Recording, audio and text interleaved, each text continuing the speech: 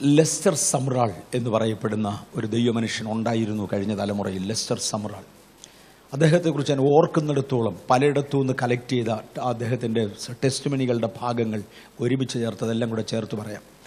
തൻ്റെ 16-ാമത്തെ വയസ്സിൽ ഏതോ മാരകമായൊരു രോഗം അദ്ദേഹത്തെ ബാധിച്ചു. TB ആണോ, ടെർമിനൽ TB എന്ന് തോന്നുന്നു. അക്കാലത്ത് TBക്ക് ട്രീറ്റ്മെൻ്റ് ഇല്ല. TB ആണെന്ന് തോന്നുന്നു. അദ്ദേഹത്തെ ബാധിച്ചു. അമേരിക്കൻ ഡോക്ടേഴ്സ് അദ്ദേഹത്തെ 2 വർഷം ചികിത്സിച്ചു. തനിക്ക് 17 വയസ്സ് കഴിഞ്ഞു. 18 തികയുന്നതിന് മുന്നമേ അമേരിക്കൻ ഡോക്ടേഴ്സ് പറഞ്ഞു, നീ തീരാൻ പോവുകയാണ്. ഇനി ഏറ്റവും കൂടിയാൽ 3 മാസം കൂടെ എഴുന്നേറ്റ് നടക്കാനുള്ള ആരോഗ്യം കാണും. അതോടെ കിടപ്പിലാവും. അടുത്ത 3 മാസം കൊണ്ട് പോകും. അതിനപ്പുറത്ത് ഇതിനൊരു ചികിത്സയില്ല. അങ്ങനെ 3 മാസത്തിൽ കൂടുതൽ ആരോഗ്യം പ്രതീക്ഷിക്കാതെ അദ്ദേഹം ഓർത്തു, 3 മാസം കൂടെ എനിക്ക് ആരോഗ്യം ഉണ്ടെങ്കിൽ അത്രയും നാൾ കർത്താവിൻ്റെ വേല ചെയ്യാം. അതിന് പ്രസംഗിക്കാൻ അറിയത്തില്ല, പാടാൻ കൃപയില്ല. ഇപ്പം എന്നാ കാണിക്കുക? ഡോക്ടർ സ്റ്റെയ്ഡർ എന്ന് പറയുന്ന ഒരു അസംബ്ലീസ് ഓഫ് ഗോഡിൻ്റെ പാസ്റ്റർ ഉണ്ടായിരുന്നു. അസംബ്ലീസ് ഓഫ് ഗോഡൊക്കെ തുടങ്ങിയ കാലമാണ്. സ്റ്റെയ്ഡറുടെ അടുക്കൽ ചെന്നിച്ച് പറഞ്ഞു, എനിക്ക് സുവിശേഷ വേല ചെയ്യണമെന്ന് താല്പര്യമുണ്ട്. 3 മാസത്തെ കാലാവധിയേ ഉള്ളൂ. അതും എനിക്ക് ഒരു മാരക രോഗമുള്ളയാളാണ്. എൻ്റെ കൂടെ വരുന്നതിന് പകരുമോന്നും അറിയാൻ വയ്യ. പകർന്ന ചികിത്സയില്ല. ഈ സാഹചര്യത്തിൽ എനിക്ക് എന്തെങ്കിലും ഒരു ജോലി സുവിശേഷ വേലയോട് ബന്ധപ്പെട്ട് തരാമോ? അപ്പോൾ സ്റ്റെയ്ഡർ പറഞ്ഞു, ഒറ്റയ്ക്കിരുന്ന് ചെയ്യാവുന്നൊരു ജോലിയാണ് ടൈപ്പ് റൈറ്റിംഗ്. നിനക്കതറിയാമോ? അറിയാം. നിനക്കൊരു ടൈപ്പ് റൈറ്റർ തരാം. അത് വേറെ ആരും തൊടുകയില്ല. നീ തന്നെ ഇരുന്ന് ടൈപ്പ് ചെയ്യണം. ഞാൻ നിൻ്റെ അടുക്കൽ ജോലിയെല്ലാം കൊണ്ടുതരാം. നീ 3 മാസം ജോലി, ശമ്പളം തരത്തുമില്ല. അങ്ങനെ ശമ്പളമില്ലാതെ 3 മാസം, ഒടുവിലത്തെ 3 മാസം ജോലി ചെയ്യാൻ വേണ്ടി അദ്ദേഹം സ്റ്റെയ്ഡറുടെ കൂടെ ടൈപ്പ് റൈറ്റിങ്ങിന് കൂടി. പക്ഷെ 1 മാസം കഴിഞ്ഞപ്പോഴത്തേക്ക് ടൈപ്പ് റൈറ്റർ എടുക്കാനുള്ള ആരോഗ്യം ഉണ്ടെന്ന് തോന്നി. മറ്റേ ഇരുന്ന് ടൈപ്പ് ചെയ്യാനേ ഒക്കെ ഉള്ളായിരുന്നു. ഇപ്പം ടൈപ്പ് റൈറ്റർ എടുക്കാനുള്ള ആരോഗ്യം ഉണ്ടെന്ന് തോന്നി. വീണ്ടും ഡോക്ടേഴ്സിനെ പോയി കണ്ടു. അവർ നോക്കി പറഞ്ഞു, 3 മാസം കൂടെ ആരോഗ്യം കാണും. അത് കഴിയുമ്പോൾ തീരും. അടുത്ത ആ 3 മാസം കൊണ്ട് ചാവും. വീണ്ടും 1 മാസം കഴിഞ്ഞപ്പോൾ ചെക്കപ്പിന് പോയി. സ്റ്റെയ്ഡർക്ക് ഫ്രീ ജോലി ചെയ്ത് കിട്ടുകയാണ്. ചെക്കപ്പിന് പോയി. ചെല്ലുമ്പോൾ ഇത് തന്നെ പറയും. അങ്ങനെ 1 കൊല്ലം അങ്ങ് പോയി. 1 വർഷം അദ്ദേഹത്തിൻ്റെ ആയുസ് എക്സ്റ്റെൻഡ് ചെയ്തു. സ്റ്റെയ്ഡർക്ക് ഫ്രീ ജോലിയുമായി. 18 വയസ്സ് തികഞ്ഞതോടെ സ്റ്റെയ്ഡർ പറഞ്ഞു, ഇത്രയും നാൾ ആർക്കും പകർന്നില്ലല്ലോടാ, വാ നിന്നെ കൊണ്ട് ലണ്ടനിൽ പോകാം. ലണ്ടനിൽ സ്മിത്ത് വിഗിൾസ്വർത്തിൻ്റെ ഒരു മീറ്റിംഗ് ഈ സ്റ്റെയ്ഡർ നടത്തുന്നുണ്ട്. നീ കൂടെ മീറ്റിങ്ങിന് വാ, പ്രോഗ്രാംസ് ടൈപ്പ് ചെയ്യാൻ വേണ്ടി. അങ്ങനെ പ്രോഗ്രാം ടൈപ്പ് ചെയ്യാൻ ടൈപ്പിസ്റ്റായിട്ട് അദ്ദേഹം ലണ്ടനിലെത്തി. സ്മിത്ത് വിഗിൾസ്വർത്തിൻ്റെ അടുക്കൽ ഇദ്ദേഹത്തിന് വേണ്ടി ഒന്ന് പ്രാർത്ഥിക്കാൻ ആവശ്യപ്പെട്ടു. താൻ ഒന്ന് പ്രാർത്ഥിച്ചു പറഞ്ഞു, ഒടുവിലത്തെ രാത്രിയിൽ പരസ്യമായി എഴുന്നേറ്റ് ഒരു കൊച്ചു പ്രബോധനവും സാക്ഷിയും കൂടെ പറഞ്ഞേക്ക്, നീ സുഖമായി. സ്മിത്തിൻ്റെ വാഗൊണ്ട് വന്നൊരു വാക്കാ, അതിനകത്ത് വ്യത്യാസമില്ല. ഇതിനകത്തിരിക്കുന്ന ചിലരൂടെ പിക്കപ്പ് ചെയ്ത് വരാൻ വേണ്ടി ഞാനിത് പറയുക. സ്മിത്തിനെ കുറിച്ച് പറയുന്നത്, ഒരിക്കൽ അദ്ദേഹം ഒരു ആശുപത്രി വിസിറ്റ് ചെയ്യാൻ ചെന്നു. അവിടെ ചെന്നപ്പോൾ നേരം തെറ്റിയാണ് ചെന്നത്. വിസിറ്റിംഗ് അവേഴ്സിലല്ല ചെന്നത്. അവിടുത്തെ റിസപ്ഷനിസ്റ്റിന് ഇഷ്ടപ്പെട്ടില്ല. അപ്പോൾ അയാളോട് പറഞ്ഞത്, പ്രാർത്ഥിക്കാൻ വന്നാൽ ഞാൻ സ്മിത്ത് വിഗിൾസ്വർത്ത, 22 ശവശരീരങ്ങൾ ഉയർപ്പിച്ച മനുഷ്യനാണ്. ഞാൻ സ്മിത്ത് വിഗിൾസ്വർത്ത പ്രാർത്ഥിക്കാൻ വന്നാൽ നിൻ്റെ നേരം നോക്കി വരാൻ ഒക്കുകയില്ലെന്ന് പറഞ്ഞു. അപ്പോൾ അയാൾ പറഞ്ഞു, അങ്ങനെയാണെങ്കിൽ ഈ റിസപ്ഷനിൽ നിന്ന് ഇവിടെയുള്ള എല്ലാ രോഗിക്കും പ്രാർത്ഥിച്ച് ഞങ്ങൾ പോകും, അകത്തോട്ട് കയറണ്ടെന്ന് പറഞ്ഞു. സ്മിത്തിന് അരിശം വന്നു. അദ്ദേഹം കൈ അങ്ങോട്ട് ചുരുട്ടി ആ റിസപ്ഷനിസ്റ്റിൻ്റെ മേശയ്ക്കിട്ട് ഒരിടി വെച്ച് കൊടുത്തു. എന്നിട്ട് പറഞ്ഞു, യേശുവിൻ്റെ നാമത്തിൽ സകല രോഗികളും സൗഖ്യമാട്ടെ എന്ന് പറഞ്ഞു. പിറ്റേ ദിവസം വൈകുന്നതിന് മുമ്പേ 100% രോഗികളെ ഡിസ്ചാർജ് ചെയ്തു. ആശുപത്രി രോഗിയില്ല, ചികിത്സിക്കാൻ ഡോക്ടേഴ്സ് ഉണ്ട്, നേഴ്സസ് ഉണ്ട്, കാശിന് ഒരു വരുമാന മാർഗവും ഇല്ല. ചുരുക്കി പറഞ്ഞാൽ ആ ഡോക്ടർ അന്ന് ആശുപത്രി വിൽക്കാൻ തീരുമാനിച്ചു. വിറ്റേച്ച് സ്മിത്തിൻ്റെ കൂടെ ജോലിക്കാരനായിട്ട് സുവിശേഷ വേലയ്ക്ക് വേണ്ടി പോയി. അതാ സ്മിത്തിൻ്റെ വായിൽ നിന്ന് വന്ന വാചകമാണ്, നീ ഒടുവിലത്തെ ദിവസം എഴുന്നേറ്റ് വന്നൊരു സാക്ഷ്യം പറഞ്ഞൊരു കൊച്ചു പ്രബോധനവും പറഞ്ഞേക്ക്, നിനക്ക് സുഖമായിടാന്ന് പറഞ്ഞു.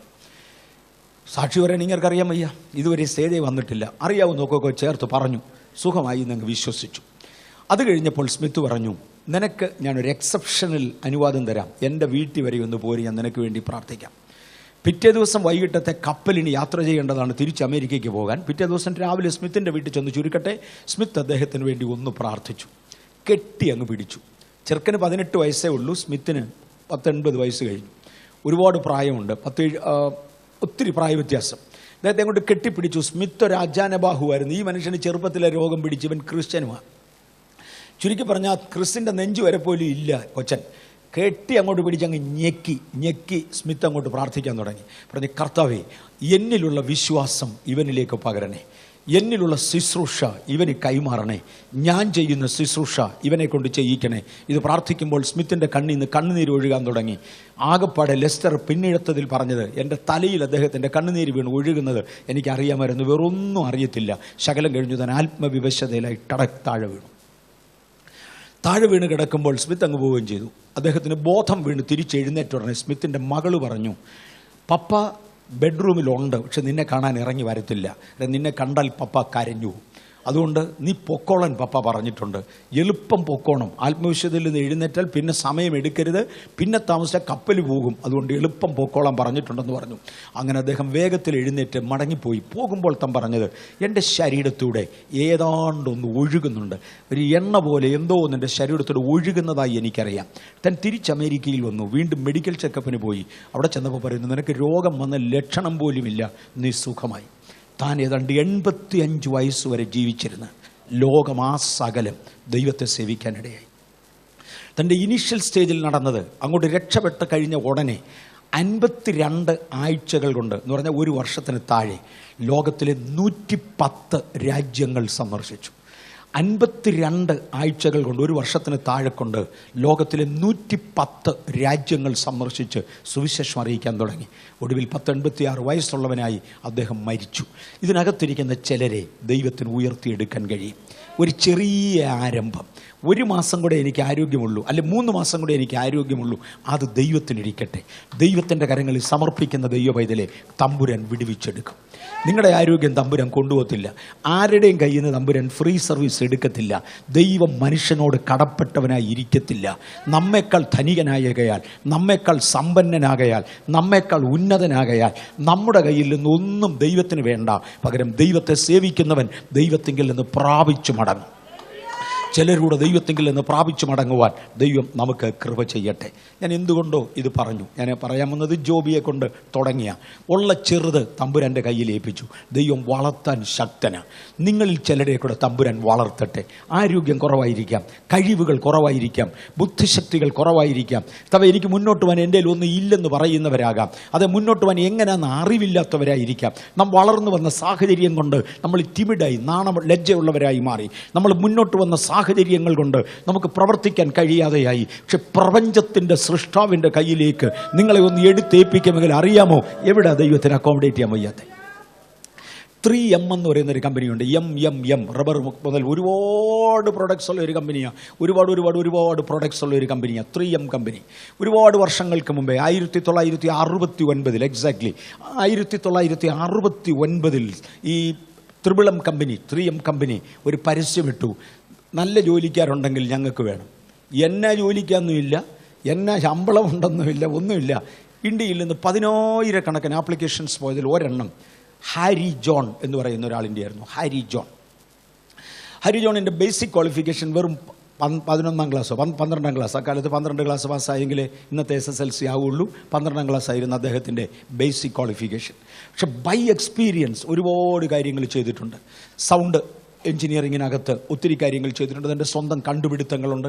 ഒടുവിൽ തന്നെ ഇന്ത്യൻ എയർഫോഴ്സിന് വേണ്ടി ഒരു പൈലറ്റായി ഫ്ലൈ ചെയ്തുകൊണ്ടിരിക്കുന്ന കാലത്താണ് താൻ ഈ ഇതിന് റെസ്പോണ്ട് ചെയ്യുന്നത്. അദ്ദേഹത്തിൻ്റെ ക്വാളിഫിക്കേഷൻ ഇത്രയേ ഉള്ളൂ, അനുഭവങ്ങൾ ഇത്രയൊക്കെ ഉണ്ട്, അച്ചീവ്മെൻറ്റ്സ് ഇന്നതൊക്കെ ഉണ്ട്, ഇന്ന കണ്ടുപിടുത്തങ്ങൾ റെക്കഗ്നൈസ് ചെയ്തതായിട്ടുണ്ട്. ഇപ്പം ഞാൻ ഒരു മാസ് ഗ്രീൻ പൈലറ്റുമാണ് എന്നൊക്കെ പറഞ്ഞുകൊണ്ട് ഒരു എഴുത്തെഴുതി. അതിന് 3M കമ്പനി ഒരു മറുപടി എഴുതി. ആ മറുപടി അദ്ദേഹം എന്നെ കൂടെ കാണിച്ചു. ആ മറുപടിക്കകത്ത് എഴുതിയിരുന്നത് ഇങ്ങനെയാണ്: നിങ്ങൾ ഇന്ന് എന്ത് ജോലി ചെയ്തു വരുന്നുവെന്ന് ഞങ്ങൾക്കറിയണ്ട, നിങ്ങളുടെ ശമ്പളം എന്തെന്നും ഞങ്ങൾക്കറിയണ്ട. ഇത് 3M കമ്പനിയുടെ നിങ്ങളുമായുള്ള എഗ്രിമെൻ്റാണ്. ധൈര്യമായി നിങ്ങളുടെ ജോലി രാജിവെക്കൂ, അതിനുശേഷം ഞങ്ങളെ സമീപിക്കൂ, നിങ്ങൾ ദുഃഖിക്കേണ്ടി വരികയില്ല. അപ്പോൾ ഇദ്ദേഹം തിരിച്ചൊരു എഴുത്തെഴുതി, എവിടെയാണ് എനിക്ക് ജോലി തരുന്നതെന്ന് അറിയാൻ, എന്തോ ജോലിയാണ് തരുന്നതെന്നും കൂടെ അറിയണമല്ലോ. അവരെഴുതി, ലോകത്തിൻ്റെ വിവിധ രാജ്യങ്ങളിലായി കോടി കണക്കിന് വേക്കൻസികളുള്ള 3M കമ്പനിയോട് ജോലി എന്നാന്ന് ചോദിക്കുന്നത് നീ മണ്ടന. ഫ്ലൈയിങ്ങിൽ മാത്രം നിന്നെ ഉപയോഗിക്കാൻ ഒക്കത്തില്ല, ഇല്ലാത്ത പലയിടത്തും നിന്നെ ഉപയോഗിക്കാം. കമ്പനിയെ വിശ്വസിക്കുന്നെങ്കിൽ ധൈര്യമായി ജോലി രാജിവെക്കൂ, വെളിയിൽ വരൂ. അദ്ദേഹം ധൈര്യമായി ജോലി രാജിവെച്ചു. അവരുടെ കെനിയയിലുള്ള ആ രാജ്യത്തിൻ്റെ പ്രസിഡൻ്റായി, രാജ്യത്തിൻ്റെ 3M കമ്പനിയുടെ പ്രസിഡൻ്റായി അദ്ദേഹത്തെ അപ്പോയിൻ്റ് ചെയ്തു. കോടാനുകോടി വേക്കൻസികളുള്ള ദൈവം, പ്രപഞ്ചത്തിൻ്റെ മൊത്തം ജനിതാവ്, ഉടമസ്ഥൻ, തൃക്കരങ്ങളിലേക്ക് ഒരു വ്യക്തിത്വത്തെ എടുത്താൽ എവിടം മുതൽ എവിടം വരെ കൊണ്ടുപോകും എന്നതിനൊരന്തമില്ല. ഇന്ന് പകൽ വിശ്വാസത്താൽ എറിഞ്ഞേൽപ്പിക്കുന്നവർ രക്ഷപ്പെടും. കേവലം ത്രിപിളം കമ്പനിക്ക് ഗ്യാരണ്ടി കൊടുക്കാൻ കഴിഞ്ഞപ്പോൾ ഇന്ത്യൻ എയർഫോഴ്സിലെ ഒരു ഓഫീസർ, ഒരു പൈലറ്റ് ഒന്നും നോക്കാതെ തൻ്റെ ജോലി റിസൈൻ ചെയ്ത് വെളിയിൽ വന്നു. താൻ ഒട്ടും ലജ്ജിച്ചിട്ടില്ല, ഒരു കാലത്തും അപമാനിതനായിട്ടില്ല. കാര്യം വാക്ക് പറഞ്ഞ കമ്പനി അത് സൂക്ഷിപ്പാൻ കടംപെട്ടവരാ. നമ്മുടെ ദൈവം എത്രയധികം. ഇന്ന് പകൽ എന്തോ എനിക്കറിയാൻ വയ്യ, രാവിലെ മുതൽ ഇന്നത്തെ മെസ്സേജ് എന്നാന്ന് എനിക്ക് ഇപ്പോഴും നല്ല ഉറപ്പില്ല. ഒരുപാട് വാക്യങ്ങൾ ഞാൻ എഴുതി വെച്ചിട്ടുണ്ട്, വി ആർ ഗോയിങ് ഫോർവേഡ്. എന്നാൽ ചിലർ വിശ്വാസത്താൽ ദൈവകരങ്ങളിൽ എറിഞ്ഞേൽപ്പിച്ചു കൊടുക്കുമെങ്കിൽ ഞാൻ ആ പദം ഉപയോഗിക്കട്ടെ, വളർത്തുന്ന ദൈവവുമായി ഈ പകൽ ഒരു പുത്തൻ കോൺട്രാക്റ്റുമായി നിങ്ങൾ വെളിയിൽ പോകും. ഈ പകൽ ഒരു പുത്തൻ കോൺട്രാക്റ്റുമായി നിങ്ങൾ വെളിയിൽ പോകും. എനിക്ക് പ്രായം കഴിഞ്ഞു പോയി എന്ന് തോന്നുന്നുണ്ടോ? എനിക്ക് 65 കഴിഞ്ഞു, 66 വയസ്സ് നടക്കുക ഞാൻ. തമ്പുരാൻ പലരെയും ഉപയോഗിച്ചത് 60 കഴിഞ്ഞിട്ടാ. ദൈവത്തിന് ഒരുപാട് പേരെ ഉപയോഗിക്കാൻ കഴിയും. അങ്ങനെ ഉപയോഗിക്കാൻ വയ്യാത്തൊരു ലെവൽ ദൈവത്തിന് ഇല്ല.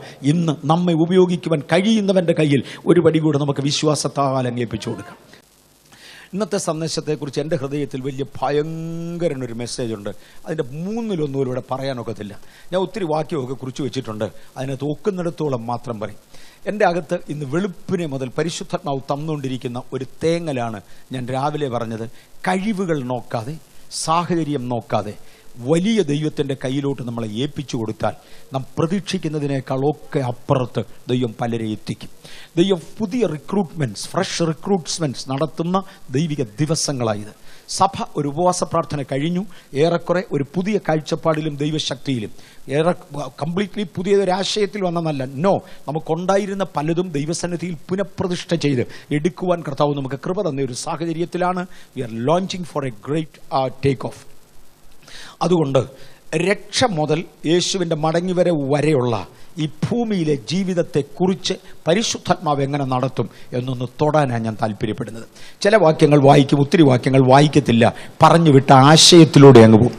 പ്രത്യേകിച്ച് രക്ഷ എന്നതിൻ്റെ ആശയം ഇവിടെ എടുത്തു വരുന്നത് പ്രയാസമാണ്. എല്ലാ സബ്ജക്റ്റും ഒത്തിരി നീണ്ടതാണ്, ഇവിടെ അതിൻ്റെ ആവശ്യം കുറവാണ്. രക്ഷയെക്കുറിച്ചുള്ള ബേസിക് കൺസെപ്റ്റ് ഇങ്ങനെയാണ്. റോമാലേഖനം 3-ാം അധ്യായത്തിൻ്റെ 10-ാം വാക്യപ്രകാരം ആ വാക്യം വായിച്ചാട്ട്. നീതിമാൻ ആരുമില്ല, ഒരുത്തൻ പോലുമില്ല. മതി, നീതിമാൻ ആരുമില്ല, ഒരുത്തൻ പോലുമില്ല. ഞാൻ നീതിമാനാണെന്ന് ആർക്കെങ്കിലും ഒരാൾക്ക് തോന്നുന്നെങ്കിൽ സോറി, അതങ്ങനെയല്ല. നീതിമാൻ ആരുമില്ല, ഒരുത്തൻ പോലുമില്ല. ഒരിക്കൽ എൻ്റെ വീട്ടിൽ ഞങ്ങൾ താമസിക്കുന്ന പാഴ്സനേജിൽ ഒരാൾ വന്ന്, അദ്ദേഹം ഈ വാട്ടർ ഫിൽറ്ററിൻ്റെ ഏജന്റാണ്. അദ്ദേഹം വന്നേച്ച് എൻ്റെ ഭാര്യയും മക്കളെയും, ഞാനവിടെ ഇല്ലായിരുന്ന പരുവത്തിനെ ഒക്കെ വിളിച്ച് നിർത്തിയേച്ച് പറഞ്ഞു, ലുക്ക്, നിങ്ങൾ കുടിക്കുന്ന വെള്ളം അശുദ്ധമായ വെള്ളമാണ്, ഇത് നിങ്ങൾ ശുദ്ധി ചെയ്ത് വേണം കുടിക്കാൻ. അപ്പം ഞങ്ങളാരും കുടിക്കുന്ന വെള്ളത്തിനകത്ത് ഒരു അശുദ്ധിയും ഉള്ളതായിട്ട് ആർക്കും അറിയാൻ വയ്യ. അദ്ദേഹം ഒരു ഗ്ലാസ്സിനകത്ത് ഞങ്ങൾ കുടിക്കുന്ന വെള്ളം എടുത്ത് 2 ഇലക്ട്രോഡുകൾ അതിനകത്തിട്ട് കറണ്ടോ ബാറ്ററിയോ എന്തോ ഒന്ന് കണക്ട് ചെയ്തു. മിനിറ്റുകൾ കഴിഞ്ഞപ്പോൾ അതിൻ്റെ അശുദ്ധി കാണാമായി വന്നു. അന്ന് എൻ്റെ ഭാര്യ പറഞ്ഞു, മേലാൽ ഈ വെള്ളം കുടിക്കാൻ പറ്റില്ല. ഞാൻ ചോദിച്ചു, എന്നെ പറ്റി? ഇന്നലെ കുടിച്ചതല്ലേ, രാവിലെ കുടിച്ചല്ലേ? അതൊക്കെ ശരിയാ, പക്ഷെ ഇപ്പോഴാണ് വിവരം അറിഞ്ഞത്. ഇതിനകത്ത് നല്ലതാണെന്ന് നമ്മൾ കരുതുന്ന പലതും അനലൈസ് ചെയ്ത് കഴിഞ്ഞാൽ അത് നല്ലതല്ല എന്നറിയാൻ കഴിയും. എൻ്റെ പൊതുജീവിതത്തെക്കുറിച്ച് എനിക്ക് നല്ലൊരു അഭിപ്രായമുണ്ട്, കുഴപ്പമില്ലാത്ത ഒരാളാണ്. പലർക്കും അതുപോലും ഇല്ല, പക്ഷെ ചിലർക്ക് അങ്ങനെ ഒരു അഭിപ്രായമുണ്ട്, ഞാനൊരു നല്ലയാളാ. എന്നാൽ തിരുവചനവും അതിനെക്കുറിച്ച് പറയുന്നത്, അല്ലെ നമ്മെക്കുറിച്ച് പറയുന്നത്, നീതിമാൻ ആരുമില്ല, ഒരുത്തം പോലുമില്ല. തിരുവചനം എന്നൊക്കെ ഞാൻ പറയുന്ന പദങ്ങൾ ഭയങ്കരമാണ്. ഒരൊറ്റ വാക്കുകൊണ്ട് ഈ പ്രപഞ്ചത്തെ നിർമ്മിച്ചവനായ നിത്യദൈവം തൻ്റെ വാഗൊണ്ട് കൽപ്പിച്ച പദമായത് താൻ എടുത്തു പറഞ്ഞു, ഇല്ല, നീതിമാൻ ആരുമില്ല, ഒരുത്തൻ പോലുമില്ല. റോമാലേഖനം 3-ാം അധ്യായത്തിൻ്റെ 23-ാമത്തെ വാക്യത്തിൽ പറയുന്നു, എല്ലാവരും പാപം ചെയ്തു, ഒരുപോലെ ദൈവ തേജസ് ഇല്ലാത്തവരായി തീർന്നു. എന്നാ വാക്കിൻ്റെ അർത്ഥം? ദൈവം ആദം ഹവ്വമാരെ പാപമില്ലാതെ സൃഷ്ടിച്ച സമയത്ത് അവർ ദൈവത്തിൻ്റെ തേജസ് ഉടുത്തിരുന്നു. നാം ധരിക്കുന്ന വസ്ത്രങ്ങൾക്കൊന്നും ആവശ്യമില്ല, അവർ ദൈവത്തിൻ്റെ തേജസ് ധരിച്ചിരുന്നു. പാപം മനുഷ്യനിൽ കടന്നതോടെ തേജസ് വിട്ടുപോയി.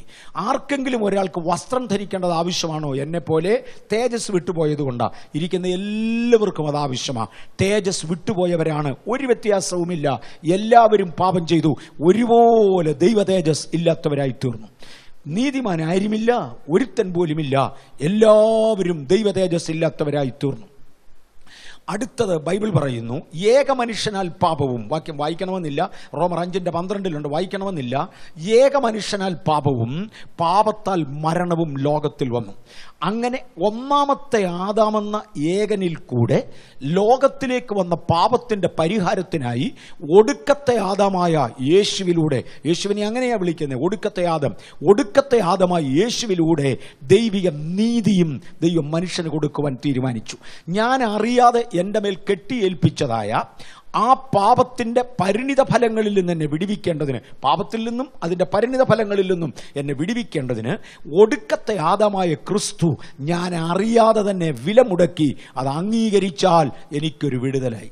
ഞാനൊരിക്കലും ഒരു ഹോസ്പിറ്റലിൽ ഒരു രോഗിയായി കുഞ്ഞിന് വേണ്ടി പ്രാർത്ഥിക്കാൻ ചെന്നപ്പോൾ ഞാൻ ആ കുഞ്ഞിൻ്റെ മാതാപിതാക്കളോട് പറഞ്ഞു, സാധാരണഗതിയിൽ തീരെ കൊച്ചു കുഞ്ഞുങ്ങൾക്ക് ഇതുപോലെയൊക്കെയുള്ള കഷ്ടപ്പെട്ട രോഗങ്ങൾ വരുന്നതിൻ്റെ പുറകിൽ മാതാപിതാക്കളുടെ സമർപ്പണമായിരിക്കും പ്രധാനം. ദൈവം ആ കുഞ്ഞിനെ സൗഖ്യമാക്കും, പക്ഷേ കുഞ്ഞിനെ സമർപ്പിക്കാനും നോക്കത്തില്ല. അപ്പം മാതാപിതാക്കളുടെ സമർപ്പണമായിരിക്കും വലുത്. പെട്ടെന്ന് ആ സഹോദരി എന്നോട് പറഞ്ഞത്, അല്ലെങ്കിൽ സ്ത്രീ എന്നോട് പറഞ്ഞൊരു വഴി, അതെന്നെ ഞാൻ ഒരു കോഴിക്കുഞ്ഞിനെ പോലും കൊന്നിട്ടില്ല. അപ്പം അവരുടെ അഭിപ്രായത്തിൽ കോഴിക്കുഞ്ഞിനെ കൊല്ലുന്നതാ പാപം. പാപം എന്ന വാക്കിൻ്റെ അർത്ഥം അതല്ല. അതിന് തികച്ചും വ്യത്യസ്തമായ ഒരാശയമുണ്ട്. ദൈവിക ലക്ഷ്യത്തിൽ നിന്നും നാം മാറുക എന്നതാണ് പാപം എന്ന വാക്കുകൊണ്ട് അർത്ഥമാക്കുന്നത്. ഞാനിതിന് മുമ്പ് ഒരിക്കൽ ഇവിടെ പറഞ്ഞിട്ടുണ്ട്, ഈ ചർച്ചിലുള്ളവരിൽ നിന്ന് കൂടുതൽ എക്സ്പെക്റ്റേഷൻ എനിക്കുണ്ട്, ദൈവത്തോട് അടുത്ത് നിൽക്കുന്നവരിൽ നിന്ന് ഭയങ്കര എക്സ്പെക്റ്റേഷൻ നമ്മുടെ ദൈവത്തിനുണ്ട്. ഞാനൊരു എക്സാമ്പിൾ അന്ന് ഇവിടെ പറഞ്ഞിരുന്നു. ഒരു കുഞ്ഞ് 98% മാർക്ക് കണക്കിന് വാങ്ങിച്ചുകൊണ്ട് വന്നു. വീട്ടിൽ വന്നപ്പോൾ അമ്മ അതിനെ എടുത്തിട്ടങ്ങ് വഴക്ക് പറഞ്ഞു. ബാക്കി 2% ഇതിലേ പോയി. കാര്യം 100% കണക്കിന് കിട്ടാം, അതിന് സാധ്യതയുണ്ട്. നിനക്ക് 98 കിട്ടിയുള്ളൂ, എന്തുകൊണ്ട് 2% നഷ്ടപ്പെടുത്തിയെന്നും പറഞ്ഞ് ഈ കുഞ്ഞിനെ ഭയങ്കരമായിട്ട് വഴക്ക് പറഞ്ഞുകൊണ്ടിരിക്കുമ്പോഴാണ് അടുത്ത വീട്ടിലെ കുഞ്ഞ് കയറി വരുന്നത്, എനിക്ക് 80% കിട്ടിയെന്നും പറഞ്ഞു. ഓ ഗ്രേറ്റ്, അവളെ ആ അടുത്ത വീട്ടിലെ കുഞ്ഞിനെ ഈ തള്ളതേണ്ട അപ്രീഷിയേറ്റ് ചെയ്ത് വിടുന്നു. അതിൻ്റെ സാഹചര്യത്തിലും അത് പഠിച്ച രീതിയിലും 80% എന്നുള്ളത് വലുതാണ്. പക്ഷെ ഈ കുഞ്ഞിൻ്റെ മേൽ അമ്മ അധികം ഇൻവെസ്റ്റ് ചെയ്യുകയും ആ കുഞ്ഞിനെ പഠിപ്പിക്കുകയും ചെയ്തു. മറ്റേ തന്നെയല്ല, അത് അയലോക്കത്തെ കൊച്ചല്ലയോ, അതിന് എത്ര വാങ്ങിച്ചാലും ഈ അമ്മയ്ക്ക് പ്രയാസമൊന്നുമില്ല. പക്ഷെ എൻ്റെ കുഞ്ഞ് ഇതിനേക്കാൾ മേളിൽ പോകണമായിരുന്നു. നമ്മുടെ ദൈവത്തിൻ്റെ മക്കളാകയാൽ നമ്മെക്കുറിച്ച് ദൈവത്തിൻ്റെ സ്റ്റാൻഡേർഡ് വലുതാണ്. എല്ലാവരും പാപം ചെയ്തു, ഒരുപോലെ ദൈവതേജസ്സില്ലാത്തവരായി. നീതിമാൻ ആരുമില്ല, ഒരുത്തൻ പോലുമില്ല. ആദാമെന്ന ഏകനാൽ പാപം മനുഷ്യനിലേക്ക് വന്നെങ്കിൽ ഒടുക്കത്തെ ആദാമെന്ന അഥവാ ക്രിസ്തു എന്ന ഏകന്റെ രക്തത്താൽ പാപമോചനവും പാപത്തിന്റെ അനന്തരഫലങ്ങളിൽ നിന്നുള്ള വിടുതലും ദൈവം മനുഷ്യന് വേണ്ടി കൊടുത്തു. അപ്പോസ്തലപ്രവൃത്തി 4-ാം അധ്യായത്തിന്റെ 12-ാമത്തെ വാക്യം ആത്മലോകത്തെ പിടിച്ചളക്കുന്ന ഒരു വാക്യമാണ്. അത് ഈ ദിവസങ്ങളിൽ ഭൗതിക ലോകത്തിന് ഒരു ചോദ്യചിഹ്നമായി വന്നിട്ടുണ്ട്. ദയവായി വായിക്കാം, അതൊരു പ്രധാന വാക്യമാകയാൽ 2:4-12. മറ്റൊരുത്തനും രക്ഷയില്ല, നാം രക്ഷിക്കപ്പെടുവാൻ ആകാശത്തിന് കീഴിൽ മനുഷ്യരുടെ ഇടയിൽ നൽകപ്പെട്ട വേറൊരു നാമവുമില്ല. രക്ഷ എന്നത് ഒരു വ്യക്തിത്വത്തിൽ, ഒരു നാമത്തിൽ സ്ഥിരപ്പെട്ടതും അവിടെ നിന്ന് വ്യക്തികളായി നമ്മൾ ഏറ്റുവാങ്ങുന്നതുമാണ്. ഞാൻ ഒന്നുകൂടെ പറയാം, രക്ഷ എന്നത് ഒരു വ്യക്തിത്വത്തിൽ അധിഷ്ഠിതമായതും ഒരു നാമത്തിൽ, ഒരു പേരിൽ ഉൾക്കൊണ്ടതും അവിടെ നിന്ന് വ്യക്തികളായി നാം ഓരോരുത്തർ ഏറ്റുവാങ്ങേണ്ടതുമാണ്. മറ്റൊരുത്തനിലും രക്ഷയില്ല. അപ്പോൾ ആരിലാ ഉള്ളത്? കർത്താവ് യേശുവിനെ കുറിച്ച് പറയുകയാണ്, പാപമില്ലാത്ത രക്തവുമായി ജനിച്ച് പാപത്തിൻ്റെ മറുവിലയായി പാപമില്ലാത്തതിൻ്റെ രക്തം ചിന്തിയ ആ യേശു. ഞാൻ ഒന്നുകൂടെ പുറകോട്ട് ഓടിച്ചു പോക്കോട്ടെ. ലോകത്തിൻ്റെ ആരംഭം മുതൽ ഇങ്ങോട്ട് എടുത്താൽ മതം എന്നുള്ള ചിന്ത മനുഷ്യൻ്റെ മനസ്സിൽ കയറി. മതമെന്ന് പറഞ്ഞാൽ തന്നെ മനസ്സിൻ്റെ ചിന്ത എന്നാ. മതം എന്ന ആശയം മനുഷ്യനിൽ കയറി. അതിൻ്റെ ഒന്നാമത്തെ വികാരമായി ദൈവം ലോകത്തോട് ഇടപെട്ടത് പാപത്തിൻ്റെ ശമ്പളം മരണമാണ്. പാപം ചെയ്യുന്ന ദേഹി മരിക്കും നിശ്ചയം, എല്ലാവരും പാപികളാണ്. എന്നാൽ ഇതിൽ നിന്നുള്ള വിടുതലിന് വേണ്ടി സാക്ഷാൽ പാപമില്ലാത്ത രക്തം ഒരു ദിവസം ചിന്തപ്പെടും. അതിനെ ഒന്ന് ഓർമ്മിപ്പിക്കേണ്ടതിന് വേണ്ടി യാഗങ്ങൾ സകല മതത്തിലും പരത്തിക്കൊടുത്തു.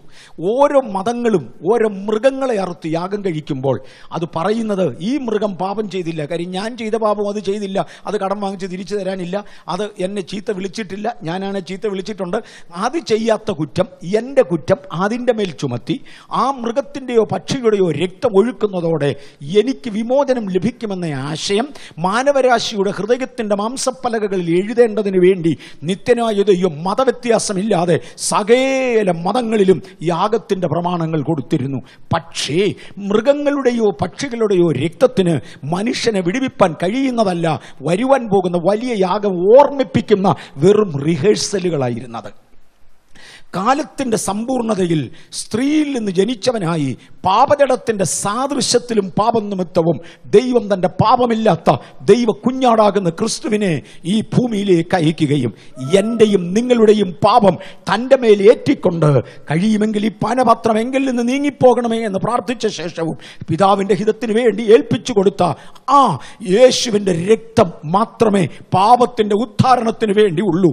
ആ യേശുവിനെ ഉയർത്തിപ്പിടിച്ചുകൊണ്ട് പരിശുദ്ധാത്മാവ് എഴുതി വെക്കുകയാണ്, മറ്റൊരുത്തനിലും രക്ഷയില്ല. നാം രക്ഷിക്കപ്പെടുവാൻ ആകാശത്തിന്റെ കീഴിൽ ഭൂമിക്ക് മീതെ നൽകപ്പെട്ട മറ്റൊരു നാമവുമില്ല. യേശുവിന്റെ നാമത്തിങ്കിൽ മാത്രമേ പാപമോചനം സിദ്ധിക്കുകയുള്ളൂ. രക്ഷയ്ക്ക് പാപമോചനമാണ് ഒന്നാമത്തെ ഘടകം. അത് യേശുവിൽ മാത്രമേ ഉള്ളൂ. അപ്പസ്തോലപ്രവൃത്തികളുടെ പുസ്തകം 2-ാം അധ്യായത്തിന്റെ 38-ാമത്തെ വാക്യം മുതൽ അങ്ങോട്ട് വായിച്ചാൽ, ഒന്ന് വായിച്ചു. അപ്പസ്തോലപ്രവൃത്തി 2:38. പത്രോസ് അവരോട്, നിങ്ങൾ മാനസാന്തരപ്പെട്ട് നിങ്ങളുടെ പാപങ്ങളുടെ മോചനത്തിനായി ഓരോരുത്തൻ യേശുക്രിസ്തുവിന്റെ നാമത്തിൽ സ്നാനമേൽപ്പിൻ, എന്നാൽ പരിശുദ്ധാത്മാവ് എന്ന ദാനം ലഭിക്കും. ഇവിടെ ദൈവസഭയുടെ ഉദ്ഘാടന പ്രസംഗം പത്രോസ് നടത്തുകയാണ്. വിശുദ്ധ പത്രോസാണ് സഭയുടെ ഉദ്ഘാടന പ്രസംഗം നടത്തുവാൻ ദൈവം തിരഞ്ഞെടുത്ത വ്യക്തിത്വം. തന്നെ ആദ്യത്തെ പ്രസംഗം പറയുന്നത് ഇവിടെയാണ്. അതായത് ഭക്തിയുള്ള യഹൂദന്മാർ യെരുശലേമിൽ പെരുന്നാളിന് വേണ്ടി ഒരുമിച്ച് കൂടിയ സാഹചര്യത്തിൽ, പദം ഒന്നോട് ശ്രദ്ധിക്കണേ, ഭക്തിയുള്ള യഹൂദന്മാർ യെരുശലേമിൽ പെരുന്നാളിന് വേണ്ടി ഒരുമിച്ച് കൂടിയ സാഹചര്യത്തിൽ മർക്കോസിന്റെ മാളികമുറിയിൽ ഉണ്ടായ ദൈവ ആത്മപ്രകടനത്തെ തുടർന്ന് ഭക്തിയുള്ളവർ ഇവിടെ ഓടിക്കൂടുകയും, അതും വലിയൊരു പോയിന്റാ. ദൈവാത്മാവ് വരുന്നെങ്കിൽ സാധാരണഗതിയിൽ ദേവാലയത്തിലാണ് വരേണ്ടത്.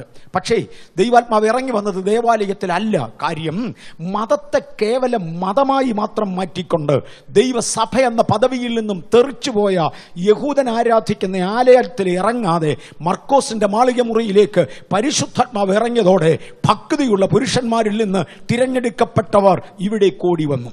ഈ വന്നവരോട് ഞങ്ങൾ എന്ത് ചെയ്യണമെന്ന് ചോദിച്ച ചോദ്യത്തിന്റെ മുമ്പിൽ വിശുദ്ധ പത്രോസ് ബാക്കിയുള്ള അപ്പസ്തോലന്മാരോട് കൂടെ എഴുന്നേറ്റ് നിന്ന് പറയുന്ന പദമാണ് നാം വായിച്ചത്. നിങ്ങൾ മാനസാന്തരപ്പെട്ട് നിങ്ങളുടെ പാപങ്ങളുടെ മോചനത്തിനായി ഓരോരുത്തൻ യേശുക്രിസ്തുവിന്റെ നാമത്തിൽ സ്നാനമേൽപ്പീൻ, എന്നാൽ പരിശുദ്ധാത്മാവെന്ന ദാനം ലഭിക്കും. മാനസാന്തരം, സ്നാനം, പരിശുദ്ധാത്മാഭിഷേകം എന്ന 3 വാക്യം മാത്രമേ, ഈ 3 ആശയങ്ങൾ മാത്രമേ ഈ ഒരു വാക്യത്തിലുള്ളൂ. തുടർന്നൊരു 5-6 വാക്യം വായിക്കാമെങ്കിൽ ഇന്ന് വായിക്കുന്നില്ല. തിരുസഭയുടെ അടിസ്ഥാന ഉപദേശങ്ങൾ മുഴുവനും താൻ അവിടെ എടുത്തു പറയുന്നതായി കാണാം. അപ്പോസ്തലപ്രവൃത്തി 16:30 വായിക്കണമെന്നില്ല. വിശുദ്ധ പൗലോസ് എടുത്തു പറയുന്ന പദമാണ്, കർത്താവായ യേശുക്രിസ്തുവിൽ വിശ്വസിക്കുക, എന്നാൽ നീയും നിന്റെ കുടുംബവും രക്ഷ പ്രാപിക്കും. ഞാൻ വിശ്വസിച്ചാൽ എൻ്റെ കുടുംബാംഗങ്ങൾക്കും കൂടെ വരുവാനൊരു സാധ്യത ദൈവം തുറന്നു തരികയാണ്. വീട്ടിൽ നിന്ന് ആദ്യമായി രക്ഷിക്കപ്പെടുവാൻ ഇറങ്ങിയവർ, വീട്ടിൽ നിന്ന് ആദ്യമായി സ്നാനപ്പെടുവാൻ ഇറങ്ങിയവർ ആ വീടുകളുടെ ആദ്യ ഫലങ്ങളാ. എന്നെപ്പോലെ ആദ്യമേ അനുഭവം ലഭിച്ച അനേകരിതിനകത്തിരിപ്പുണ്ട്. മറക്കരുത്, നാം ഒരല്പം പ്രതികൂലം കൂടുതൽ സഹിച്ചാലും നാം ഒരസറ്റാണ് ദൈവരാജ്യത്തിന്. നാം ദൈവത്തിന്റെ ആദ്യജാതന്മാരാ. ഈ ആദ്യജാതന്മാർക്ക് ദൈവം കൊടുത്ത പദവികളിൽ പലതുമുണ്ട്. അതിൽ ചിലതാണ് ബാക്കിയുള്ളവരെ കൂടെ കർത്താവിലേക്ക് നയിക്കുവാനുള്ള ഒരു വാഗ്ദത്തം നമ്മിൽ തൂങ്ങിക്കിടക്കയാ, നമ്മിൽ നിക്ഷിപ്തമാ. കർത്താവായ യേശുക്രിസ്തുവിൽ വിശ്വസിക്കുക, എന്നാൽ നീയും നിന്റെ കുടുംബവും രക്ഷ പ്രാപിക്കും. വിശ്വാസത്താലാണത്. റോമാലേഖനം 10:8 വായിക്കണ്ട. ഹൃദയം കൊണ്ട് നീതിക്കായി വിശ്വസിക്കുകയും, 8-9 ചേർന്ന് പോയാൽ, ഹൃദയം കൊണ്ട് നീതിക്കായി വിശ്വസിക്കുകയും വാ കൊണ്ട് രക്ഷയ്ക്കായി ഏറ്റുപറയുകയും ചെയ്യുന്നു എന്ന് ദൈവത്തിന്റെ വചനത്തിൽ കാണാം.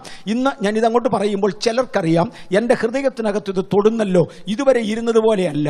പരിശുദ്ധാത്മാവിൻ്റെ ഹൃദയത്തെ തൊടുന്നു. ഞാൻ പറയുന്നത് വെളുപ്പിനെ മുതൽ ദൈവാത്മാവിൻ്റെ ഹൃദയത്തെ കാര്യമായി ഈ വിഷയത്തിലൂടെ നയിക്കുന്നത് കൊണ്ടാണ് ഇത്രയും വലിയ വിഷയം ഈ കുറച്ച് സമയം കൊണ്ടൊന്ന് ചുരുക്കിയെടുക്കാൻ ഞാൻ പെട്ടെന്ന് ഇങ്ങനെ ഒരു സാഹസത്തിന് തയ്യാറാകുന്നത്.